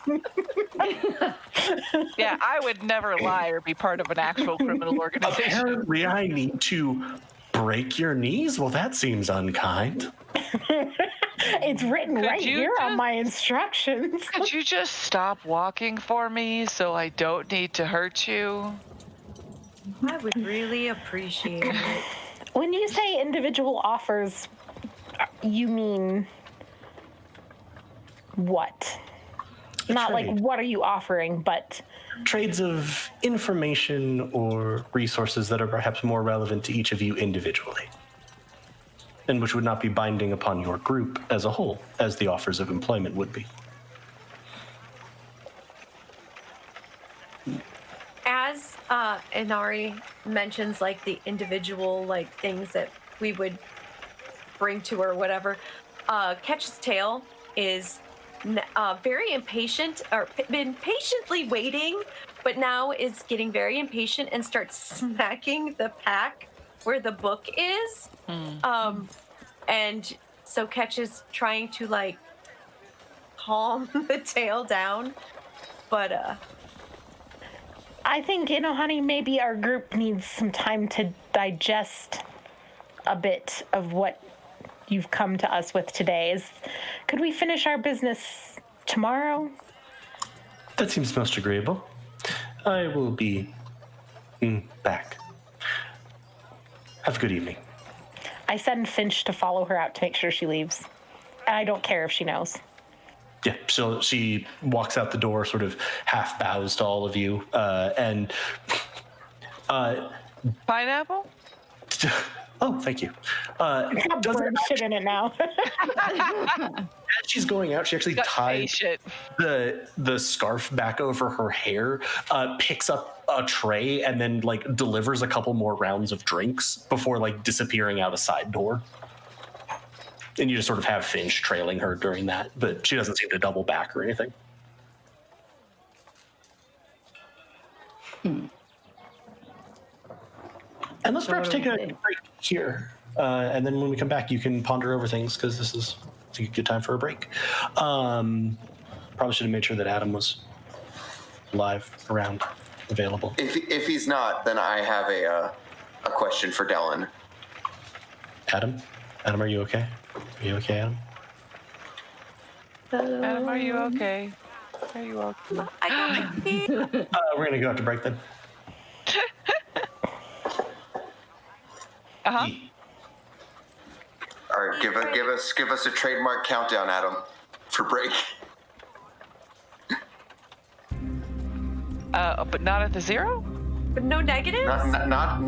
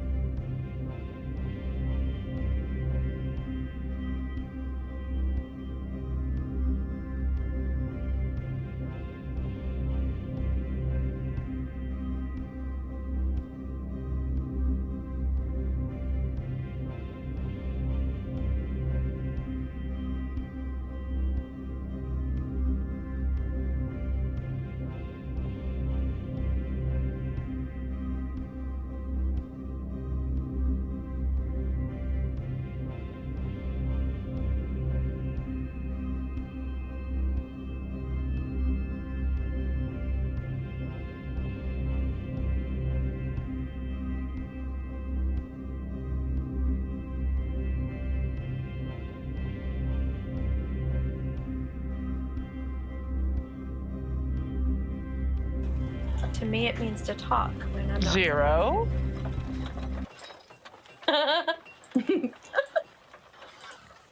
Hi, everyone. Welcome back to Tier Moontree Isle. Love us never left. And absolutely, also as a quick note, thank you so much to Adam, who is once again throwing up the stream. Yes, Chelsea. Putting up with our shit. And putting up with our giving him a lot of shit about it. Tremendously appreciate it. Huge load off my mind while I'm working on moving and like have only a fragmentary computer set up at the moment.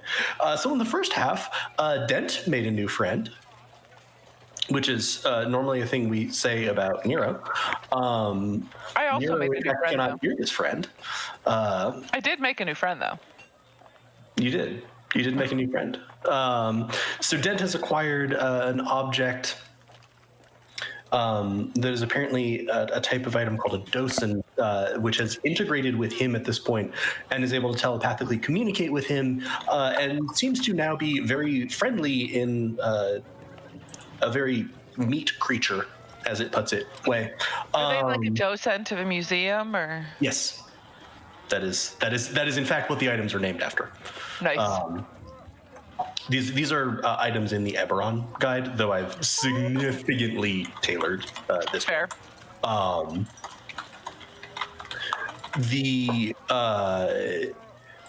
So with that completed, and a comment that Dent's payment for this would be an item which he might see in the future and think of Niacilian, the shopkeeper, and the second door.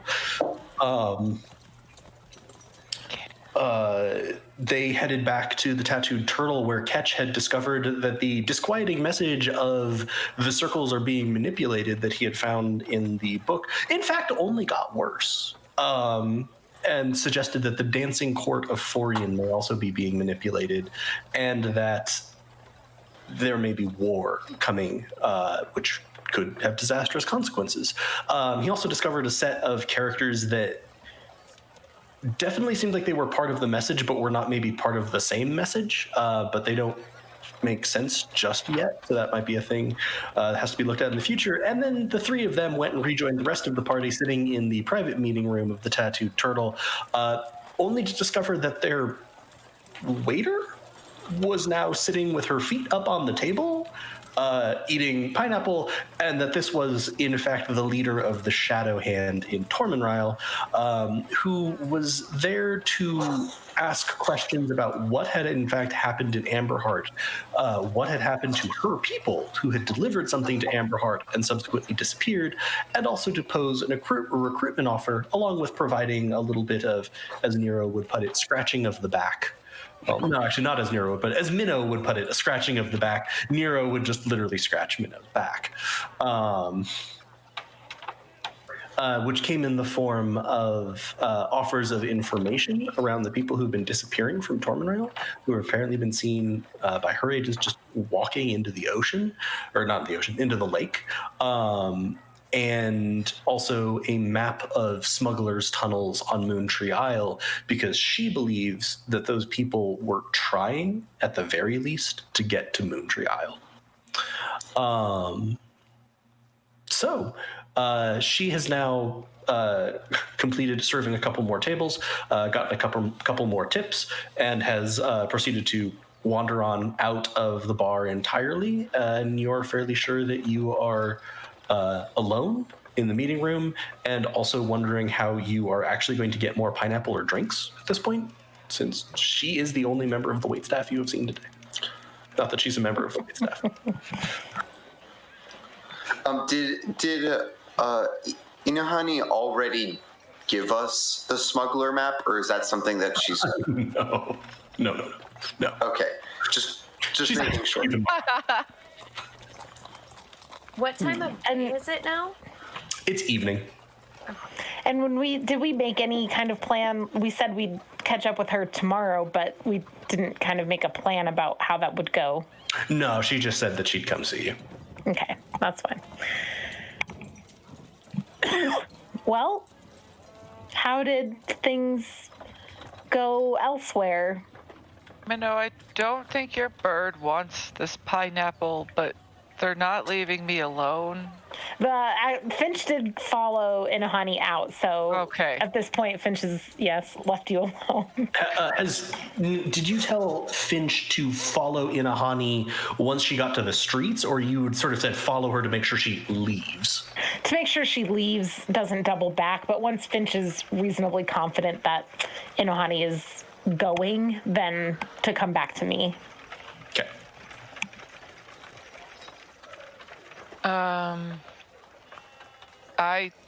Do you want to know about the man I interviewed? Yes. Yeah. Okay, I'm assuming I don't actually need to recap all of that because I feel like that would be boring. So I tell them everything I know about Berdier and his daughter. And this hefty bag of gold. His daughter. I'm sorry. And that's the guy you got the boat from, right? That's the guy who is setting up finding the boat. a boat to take you to Moontree Isle. Yeah. Okay. How much gold is it, by the way? 250. 250? Okay. Okay. And Dent, you seem to be feeling a little better. Something happening there? Got a little bling? Yeah. Ressa wants to check it out, see how it's attached, see how all the things fit. Yeah. So I got a docen, and its name is Ed.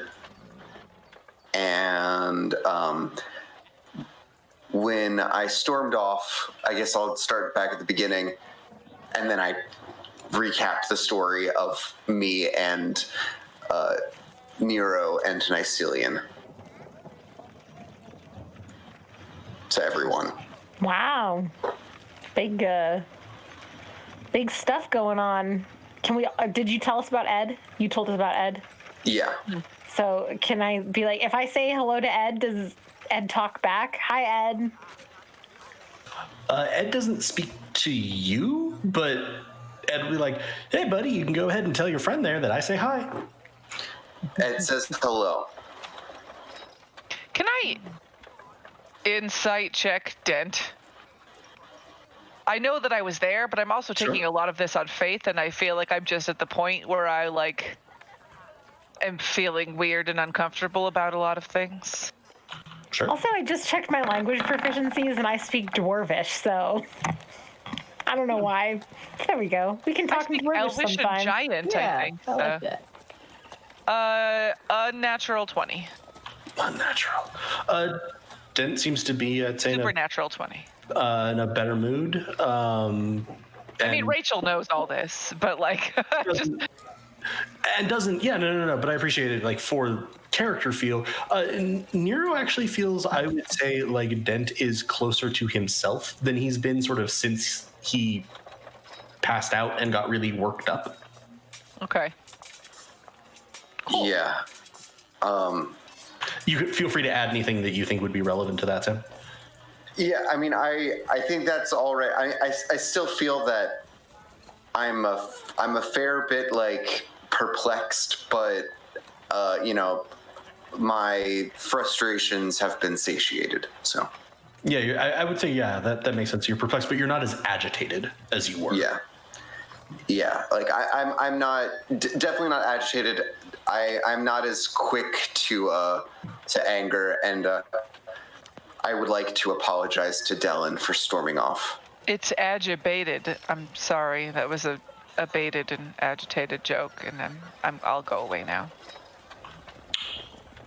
Okie doke. It's also another layer of pun because the bait. Yeah, that's what I was. That was the pun. Okay. Yep. Cool. I thought the pun was BAIT, fishing bait. Oh no, Yeah, maybe that's the what- other layer. No, I that's was the other saying layer that the that was- agitation had abated. It was the Yeah, and jokes are always best when you need to explain them for a minute. Yep. Enjoy that I stream. mean, I feel the table spinning out of my control. Yeah, and I would apologize to Dellen for storming off in frustration. So It's okay, Dent. I understand. There's been a lot going on. The leader of the Shadow Hand was just here, everybody. How are we feeling about that?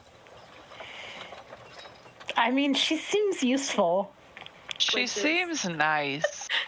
Nice is a stretch. She really likes pineapple. We should send her a She gift was a little basket. into it. Maybe Do we she know her didn't understand what I address? meant when. Guys, look, okay, look, look. And I slam the book down on the table. Imnik was working on this, and then he went crazy, Who? and he wrote code in this. Who? The owner of the shop we went to that was on fire? Oh, okay. Yeah. Okay, so he wrote code in this book, and it's about the circles, and it's about the dancing court. And I think some shit's about to go down. Do you show them sort of like the piece of paper even where you'd work stuff out? Yes. Let me just put this in everybody's handouts then. Thank you. Now I worked out this message here about the circles being manipulated and the dancing court's going to go to war. But then, now I don't know, maybe Minnow, you being a little on the thievy side, maybe you've ever seen a code like this one here? Because I can't figure this one out. Does it look familiar to any of us in like the different languages that we know, or? What languages do you all speak again? Dwarvish, I remember, it's not Dwarvish. Common, and Thieves' Cant. And it's Elvish. not Thieves' Cant. Elvish and Sylvan. Neither of those. I also speak giant. I'm guessing it's not that. I was reading down my list and I was Dwarvish, Elvish, Battle Axe. Oh, wait a minute. I'm not. Relax. You do speak battle axe, though. That's accurate. Dent, you'll hear in your head, it's not Draconic or Celestial, buddy. I figured that was a significant enough update that I should interrupt the conversation going on. That's okay. I wasn't saying anything anyway, and I was saying that in my head, so as to not interrupt people. Okay, I speak common. It's not common. So no takers? I've missed a chance to be like, it's in fact common. Dent. Wait, Ketch, what? Can you start at the beginning? What did they said? Imnik just went crazy. Did something happen? Okay, so this book was for our mayor, and he finished the book. The book was set to stop because I was supposed to pick it up when we got here, right? Because we were eventually going to be going back, and I was going to take that back to him. But yeah, we took longer than expected, and he got a message, and so he decided to revise this book, and he made all these like weird. If you look at it, it looks like it's just a bunch of mistakes, but it's not mistakes. He intended for this code to be found. Whether or not he meant it to be found by me, I don't know. And I would have to look at my notes. Did he know that you were coming? He to pick it up? disappeared. He just up and disappeared, right? He just up and disappeared, DM? Mhm. Go away. He just disappeared having been arguing with someone. Yes. Oh, yeah. And- he was, and then he vanished. He did, however, vanish before the fire that Nero and I found. And did we ever find out who it was he was arguing with? The apprentices didn't know because, when they arrived that morning, he was already arguing, and so they just moved to the apprentice part of the shop. They're like, "Oh, okay, yep, we're not getting involved." Okay. These extra words, these extra strange words? Is there anything else that came up? I mean, why did he add these after the fact? I mean the message, and then these other weird gobbledygooks. These Yeah. were part of his revisions. I mean, I can't. Can I tell if like the odd text and these two sentences were done at the same time? Give me another perception check with advantage. Dylan, you can do magic, right? Ish. Some, yes. Can you do the thing that... Oh, I'll wait. As best you can tell, they were made at the same time. Okay. Can you do the thing that lets you see other languages? That is not one of my abilities, I regret. Okay.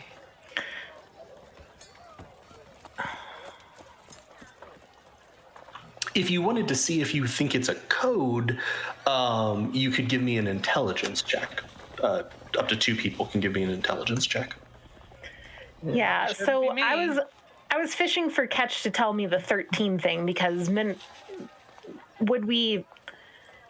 was thinking of this as like if there's a cipher, then like perhaps that 13 is a clue to the cipher, and that would maybe bring the DC down. It was what I was hoping. I don't know if there's anything we can do to kind of, because like I'm not sure. Minnow doesn't know that you know, so but that's the thing, you know. So I will roll.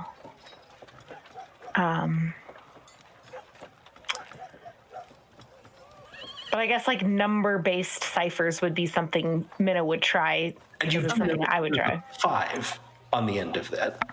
That's true. The only numeral that was marked. Okay. And incidentally, Ketch, that numeral was marked in like a table that was included of, like animal sightings in forests. And that was the only time text in a table was marred this way. Everything else was just in the body of the book. Okay. Well, then I'm just going to be like vomiting this information out to everyone. Okay. All right. I can make that intelligence. You said intelligence, just straight intelligence? Just straight intelligence roll. Okay. Here it goes. Oh, a 10. You're fairly sure this is a cipher. You're having a hard time coming up with what it is, and that's partially because you're pretty freaking distracted at the moment. What with the Shadow Hand just being there, the Shadow Hand don't have your locket, etc. So you're a little bit distracted with that. Ketch, could you go ahead and give me an intelligence check as well? Can I tell Dylan, hey, Dylan, you're a smart guy. Help Ketch out. 17. Do I need help? Minnow's line of questioning and sort of like some of the things that like you were soliciting information from is actually enough to get you to look at this and think about your earlier very good history roll on messages encoded in text this way. It was a pretty awesome roll earlier. And you wonder if it could be that simple. And you try it as a substitution cipher. You first add 5. You move each letter 5 places along. That comes back as absolute gibberish. When you move it 5 places back, however, the odd text reads, "Seek the silent prestige." VG. Okay. Yeah, the silent prestige is something from one of the earlier tier campaigns. The first one, Beyond the Doors, yeah. Yeah. Okay. All right, so guys, I think I might have found something. Does the silent prestige ring any bells? Does the silent prestige ring any bells? I was preparing to answer this. It doesn't. It rings bells, and what's going to prove to be an ironic turn of phrase. Which is for kind of why I two said of it. you. Minnow, you have heard of them as an organization in the same way that you'd heard of the Shadow Hand. Not in the same tenor, but in like, you know that they're a group that exists. You know that they are extremely secretive, and you know that they do not appear to be motivated by money. There were sort of... their operatives act on whatever it is they're trying to do, and it's like, these are not people that can be bought. These are not people who, etc. You don't also know a whole lot about them. You do know that many people in the criminal underworld seem a little uncomfortable with them, in the sense that people in the criminal underworld are outright freaking terrified of the Shadow Hand, because they're going to kill you, but they're very much like you. The Silent Prestige seem better in a certain sense. Like, they do not seem to be motivated by criminal activity. The other person that this rings a bell for is Ressa. You have heard of very particular items. Items that should produce a sound, but do not, no matter what you do to them. So, like, they are bells that they have a clapper. They're perfectly intact, but no matter what you do, it doesn't ring. Chimes that no matter how you hit it, it doesn't produce any resonance. And you've heard whispers that on very rare occasions, crafters such as your family will be employed to produce one of these items for a particular group called the Silent Prestige.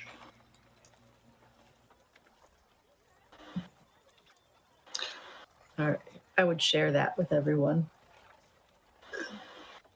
Dylan, would you happen to know if your brotherhood has had any dealings with the Silent Prestige? Yes, we have. And I was going to say, I specified that two of you reacted to it, and also Dylan reacted. He goes, if it was a VG thing, is that a monk thing, or is it not something that... Okay. It's a... it's an organization, much like the Shadow Hand, that recruit lots of different types of people. Dylan will go, yes, we have run across them before. They are more secretive than the Shadow Hand, but from what we have been able to tell, at least more beneficently motivated. They operate to neutralize or remove threats to the order of this world, but no, not even to the order. They bear little love for many of the ruling authorities. They act to protect the people, as best we've been able to tell. We have come into conflict with them at times when we were seeking information on something that they did not want information being disclosed about, but I have never had the feeling from them that I did from the Shadow Hand of being terrified if they were to get their hands on an artifact or something. Fantastic. So we need to seek them out. Any idea how we can, make contact? Well, this message wasn't for us, though. I'm not saying we don't seek them out. I'm saying... Oh, He thinks the message might be for us. For him, anyway. I think Imnik meant for me to find this. He knew I was getting the book. He knew I would look at the book. He knew I would notice that there were mistakes and realize that he should not have made those. I mean, I kind of feel like he wanted me to find this message. Doesn't it seem like if he wanted you to know that he wouldn't have made you jump through so many hoops to get to that point? No. I think he might have been worried that somebody else was going to see it. two-point authentication. Kind of, yeah.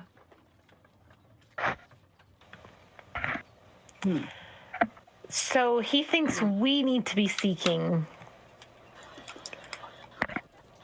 the silent prestige.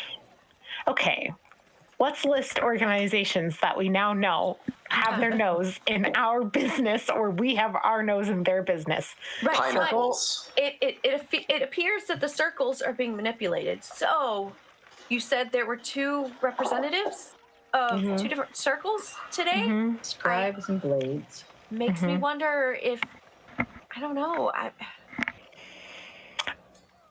How did we get at the dead center of this? Can I go? Does anyone want to go sleep in their own bed tonight? Should we just haul it back to Amberheart for a minute? I'm kidding. If you're gonna do that, I'll ask for the money back so I can take it on the boat with me to the Isle. I'm not going to do that. I just miss my family. To the Isle by yourself. I promised Berdier that I would find his daughter, find out what happened to her. And we're going to do that. We're like totally 100% going to do that. But I believe you. I mean, I am totally down for a nice long rest. It's been a hot while since we had one of those.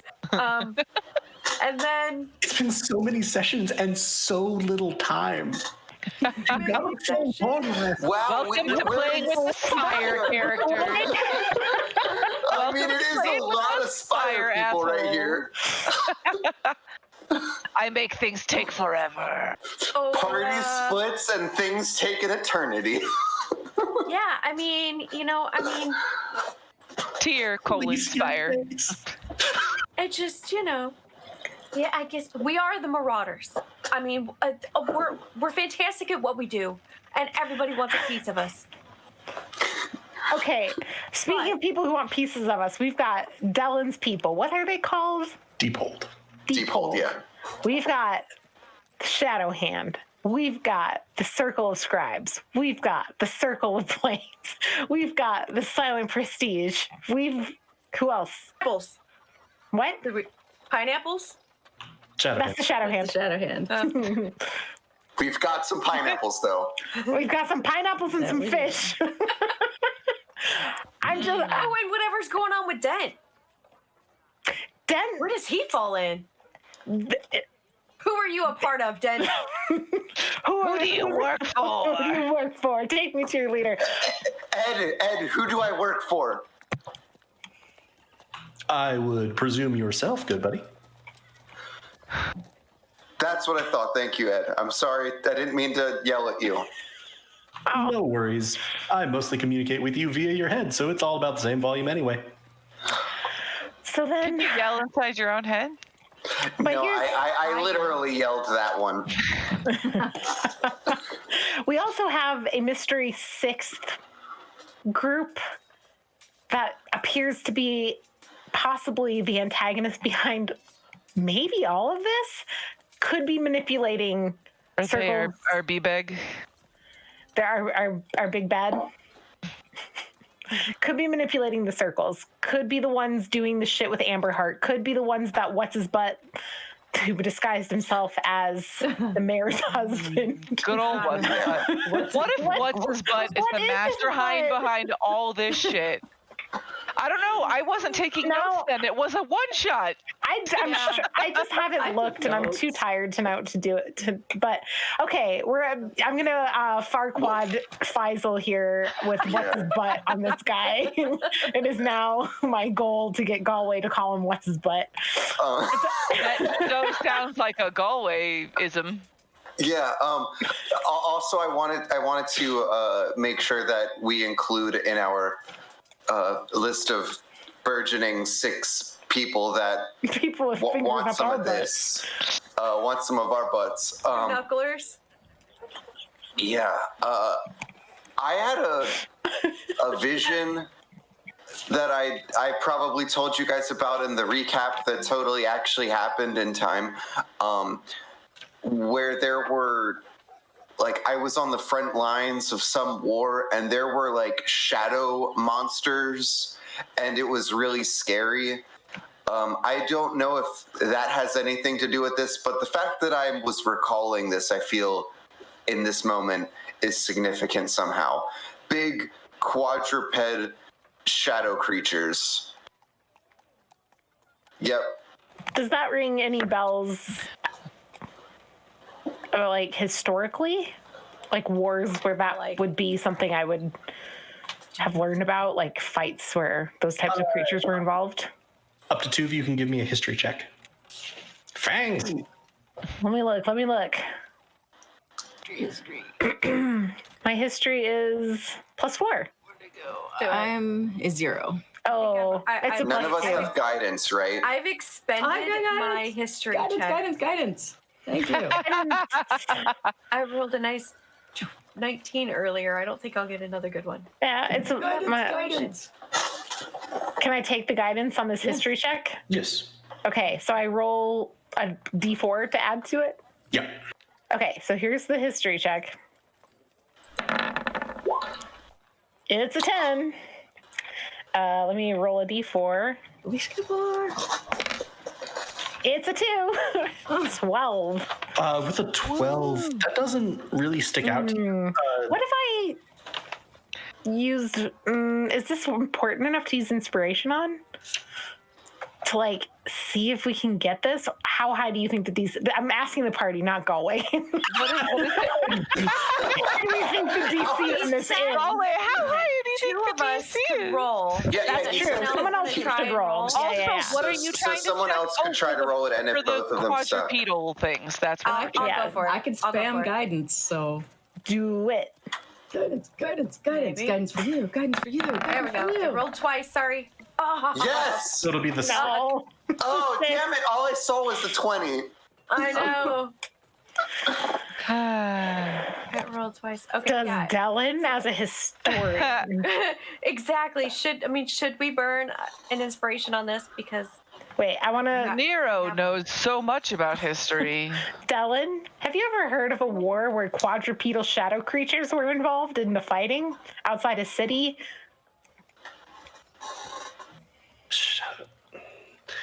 He's gonna. What? Can you describe them more, Dent? I didn't. I was too engrossed in what was happening to take detailed notes here. pretend that you did? Yeah, can we pretend that I took detailed notes here and described exactly what you told me, Tim?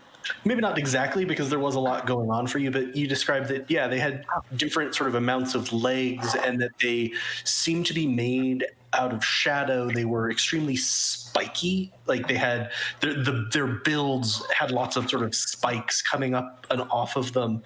And as you're describing that to Dellen, he's going to sort of... The only thing I can think of that sounds like that is... So my eyes flicked up to the motion that was on the cameras when I looked up, and I was just seeing the cat being like shaken at me. Dirty, dirty, dirty, dirt. I'm a cat. I'm a cat. The only He's so thing tolerant. I can think of is some of the things that you're describing are reminiscent of stories about battles that took place during the Cataclysm.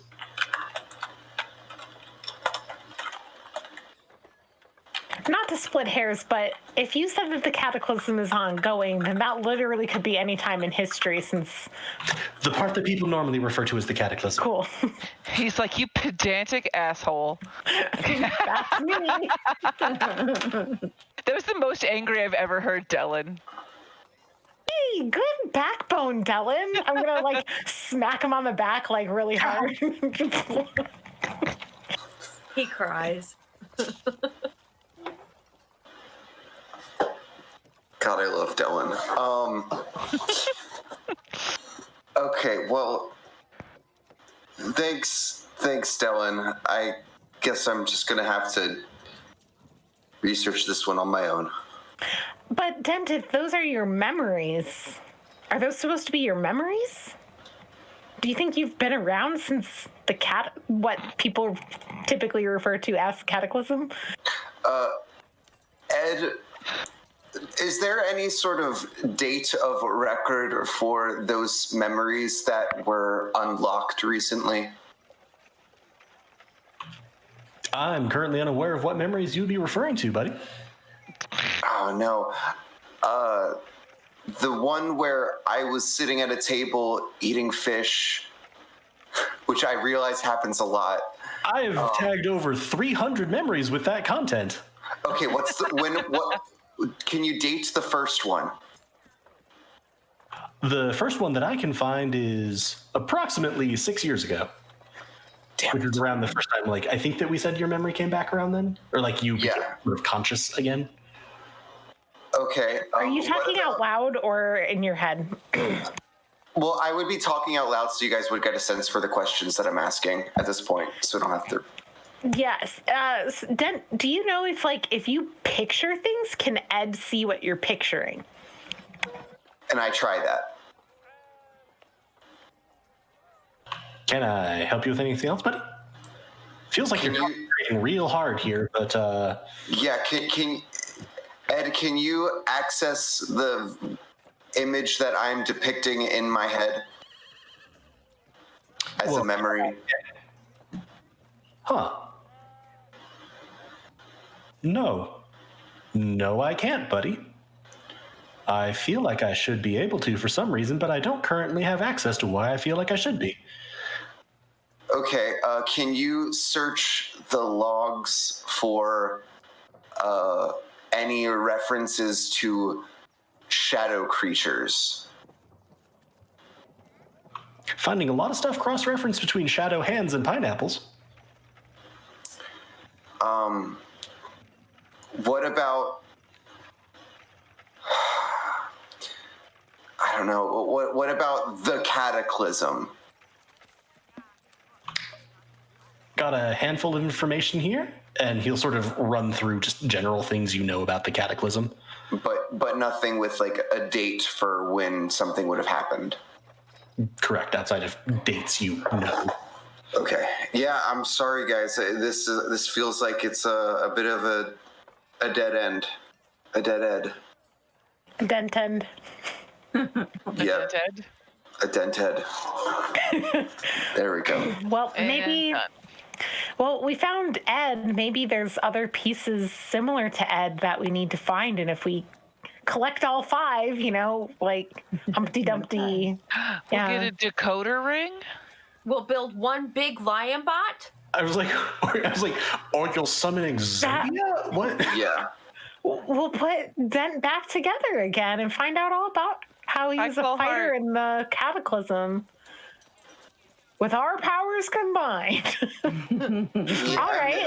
Okay. That all sounds great, but guys, I mean, I feel like we have more immediate concerns with the fact that we're fighting something right now, with lots of people disappearing, and I don't want us to lose sight of what really matters most in this moment. I mean, sure, me learning more about myself is always going to be a great thing, but maybe that we should let that be something that we take care of after, Maybe. And also, Here. we've found out that so many things have been connected that we didn't know were connected before, and that the cataclysm has never ended. So if you were fighting in whatever the original precipitating point of the cataclysm was, it's possible that whoever you fought for or against are still operating today too, and that's who we're looking for. I can't say it's that couldn't possibly not be the case. So there's a lot of negatives in that sentence.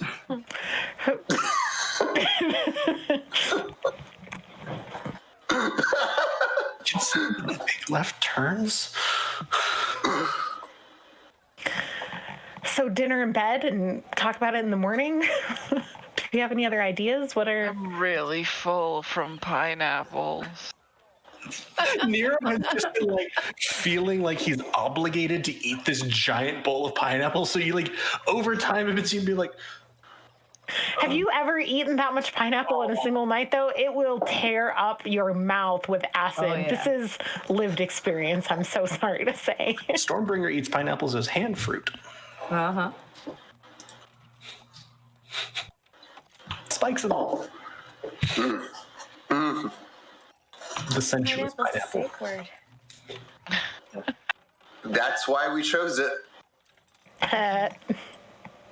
Okay. So. All right, guys. I guess it's bedtime. I don't really sleep.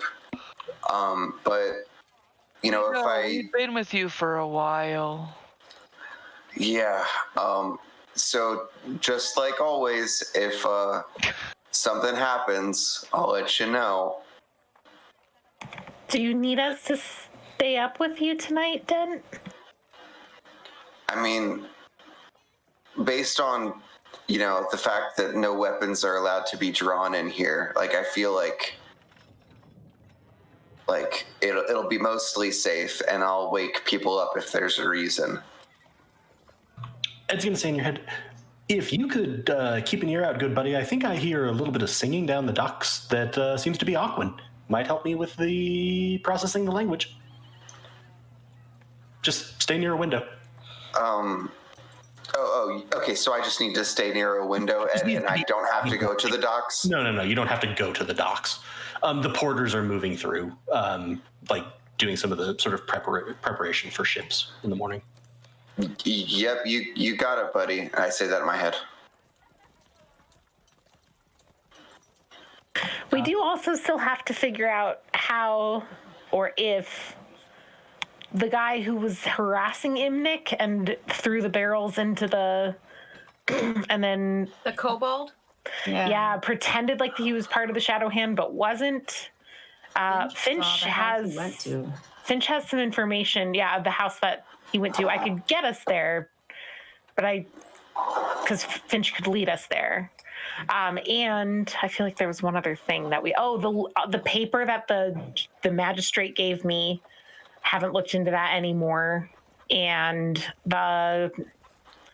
if we still think it's worth finding out, Gerald or from my lead from the the crime, random other person. the random other person. I don't know how much we think that person is likely to be a strong lead at this point, but What exactly did your note from the magistrate say? I don't know. I'll take it out and give it a better look. I know that he circled an S. So yeah, the document is just a pretty standard sort of court document that's more or less let these people go. They had no guilt in any of the events that have gone on. They're fine. Don't need to tail them. Don't need to fine them. Blah blah blah. But there is a very distinct circle around an S. Is there, investigating it, holding it up to the light, or checking to see if the S is a significant word? Is there anything else? Not really, no. Do I have any sense of what, besides Shadow Hand, the S could be referring to? Like maybe a noble name? The silent prestige. I don't know. No, yeah, I'm with you.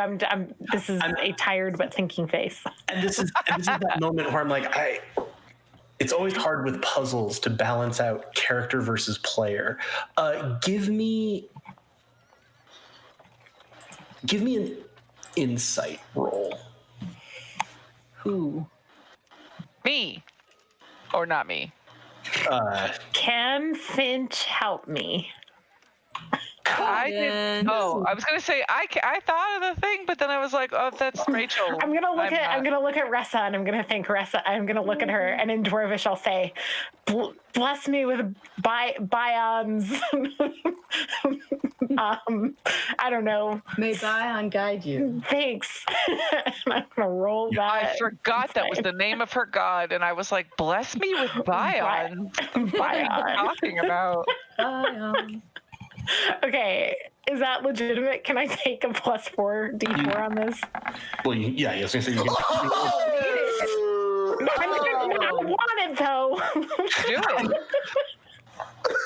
it. Do you want to roll the d4? Yeah. Yes. Very good. 26.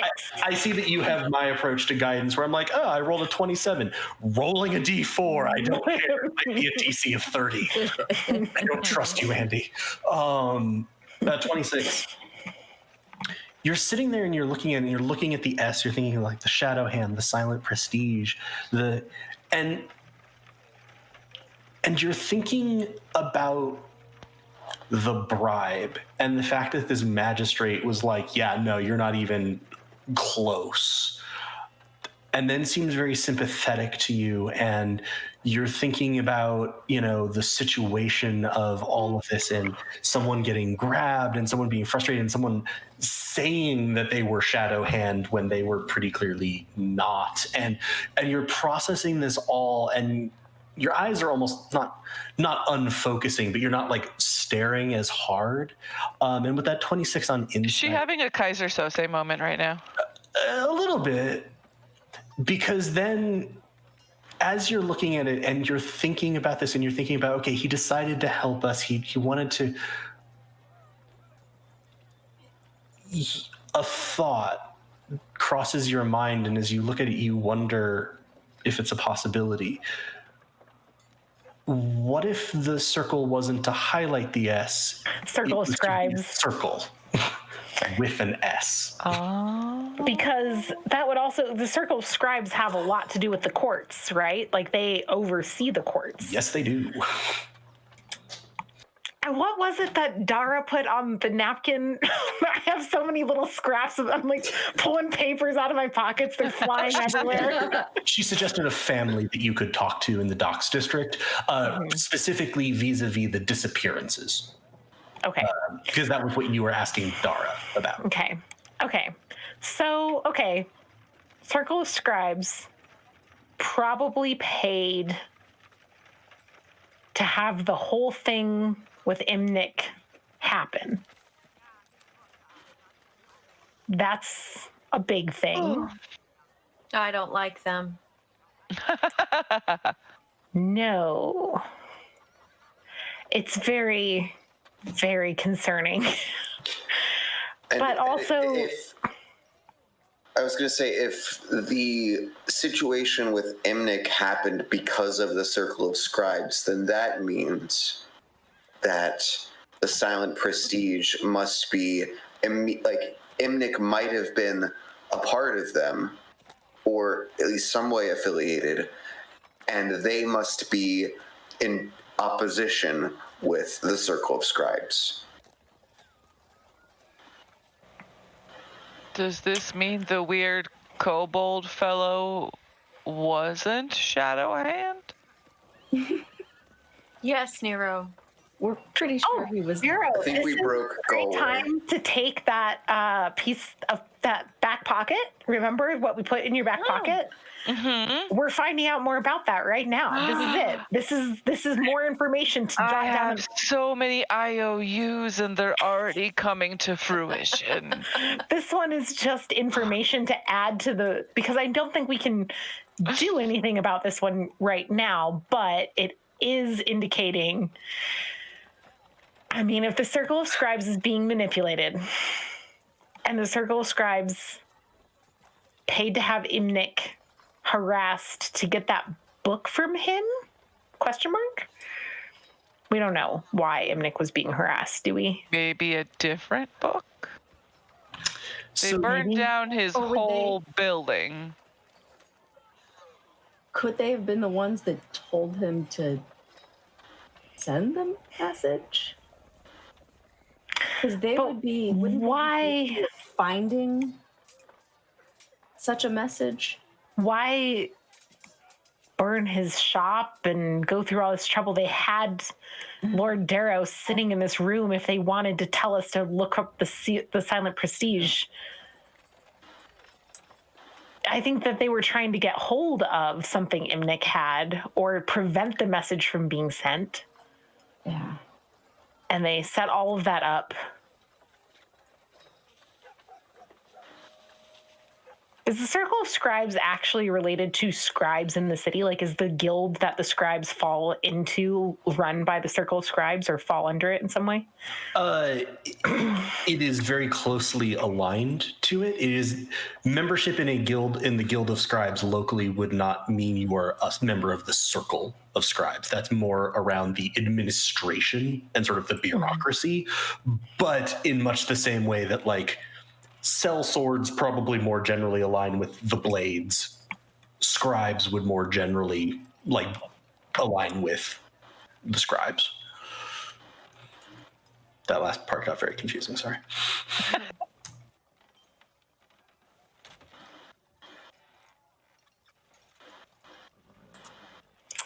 Well, we have ourselves a genuine mystery on our hands. We do.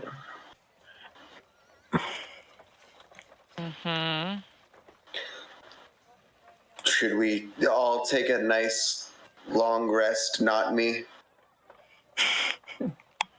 Ketch just kind of like does this little cat stretch. I think I'm ready to rest my brain. This is a lot. Maybe Yeah. sleeping on it would bring us some better, bring us some other ideas. So you can all head to your rooms. Dent, I guess you're going to stay down sort of in the common room. Yeah. Okay. So yeah, very good. Are you going to keep watches, or are you going to? Wait, how many rooms did we have? I believe, I actually haven't like scrubbed back to the video for that. I I think thought we had two. I think Oh, two. two. Yeah, Okay. close to. So 2 and 2, and then Dent can keep watch, or? Yeah, sort of. And it was also that Dent doesn't really lay down in a bed, so he typically just sort of sets up like in a corner of rooms or whatever when you're traveling. Probably a good idea to keep a watch. I can stay up first. I mean, I will be, awake. So, I mean, Do we usually have? you guys can get some sleep. That's fine. I don't think anything's gonna get past Dent. All right. Okay. I won't. So yeah, you head up. Do you room Nero and Ketch, Minnow and Ressa? Sure. Wait, is Dylan rooming? Oh yeah, what about Dylan? Dylan paid for a room for him Oh, okay. Okay. and has said that like Dent can. It's a double room. They all are, so he can also use that one. But he sort of took care of that himself. So yeah, Nero and Ketch, Okay. I guess. So. Want to keep the furry ones to one room at the. We should. I don't know. I'm furry. Fair.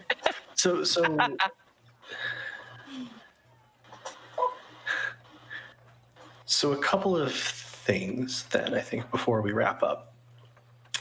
Someone can also ping Adam in the Discord that we'll be wrapping up inside a couple of minutes.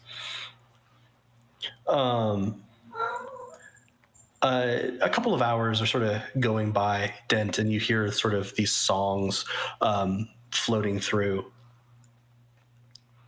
And then you hear, "Hey, buddy, done with that Aquan now. Figured that was a major enough update." You're Muted. silent. Still muted. Here I am trying to do helpful things. Wow, really? That fast? Many of the primordial languages are relatively related to both Draconic and Celestial. Sort of expedited things.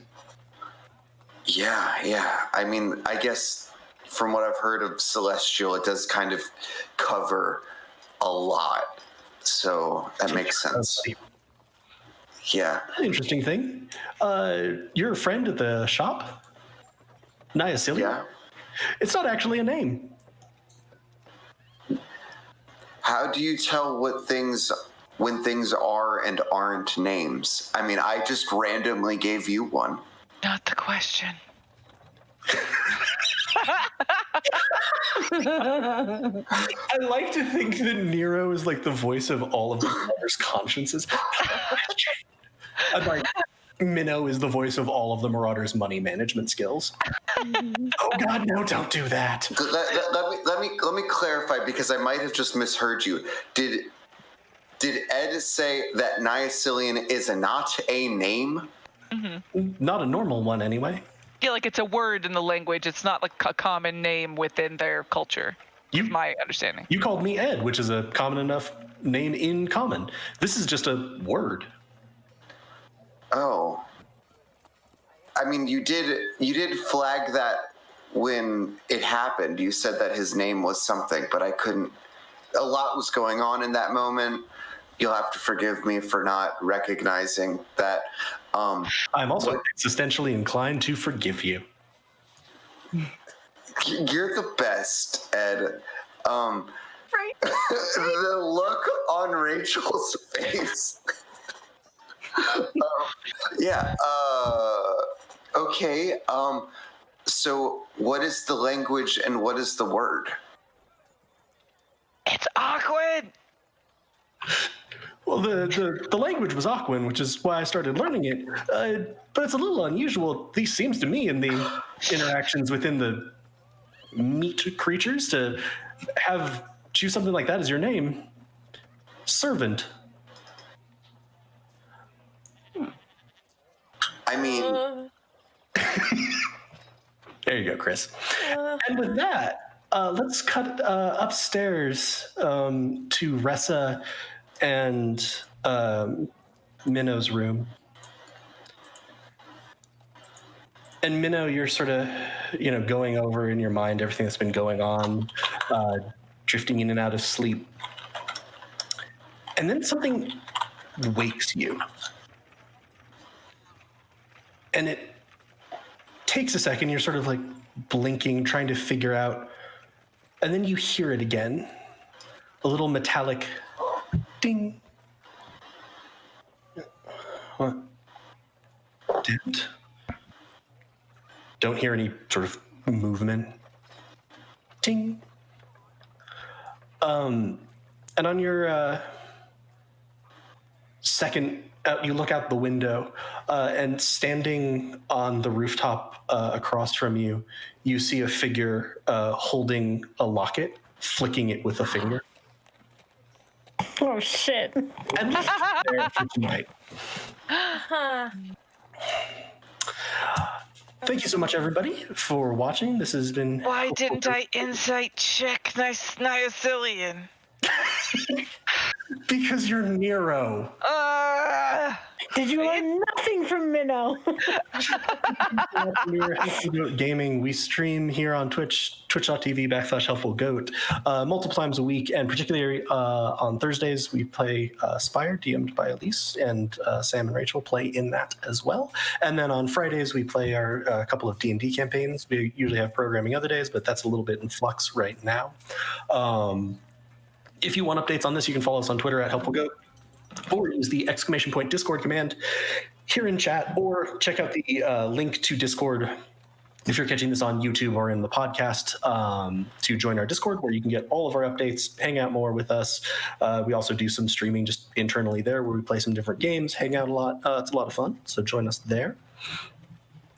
If you would like to catch up on our rather extensive backlog of things, you can also find below on Twitch or in the description on YouTube links to our podcasts, which you can get wherever you find your podcasts. We have 2 feeds there. One, good God, I'm facing out. It's late. Goats and Dragons, which is our homebrew campaign, Fates of Rin, along with a couple of other one-shots, and our Dom and Dragons, where we play D&D with Dominic Monaghan. And if you're interested in more tier or other sort of campaigns, other systems, etc., you can check out the Helpful Goat Presents feed. From all of us here at Helpful Goat Gaming, we appreciate immensely your tuning in, listening, hopefully enjoying this along with us. I would like to personally, as always, extend my thanks to our amazing players who do such a wonderful job with this story. And I'd also like to take this moment to again sort of reiterate from the beginning. I really encourage you to use either the !BLM or the !donate commands in chat and contribute to these causes monetarily, voluntarily, just whatever you can do, even just boosting this signal and reminding people that this is not a thing that we should look away from. This has not been accomplished. This is not done. The police still regularly kill Black people in America, and that should not be happening. So please, I encourage you from the bottom of my heart, find out more about what you can do, find out more ways you can contribute however you can. From all of us here at Helpful Goat Gaming, thank you so much for watching. We hope you have a wonderful evening, and we hope that you stay well in this very trying time. Night. Good night. Night.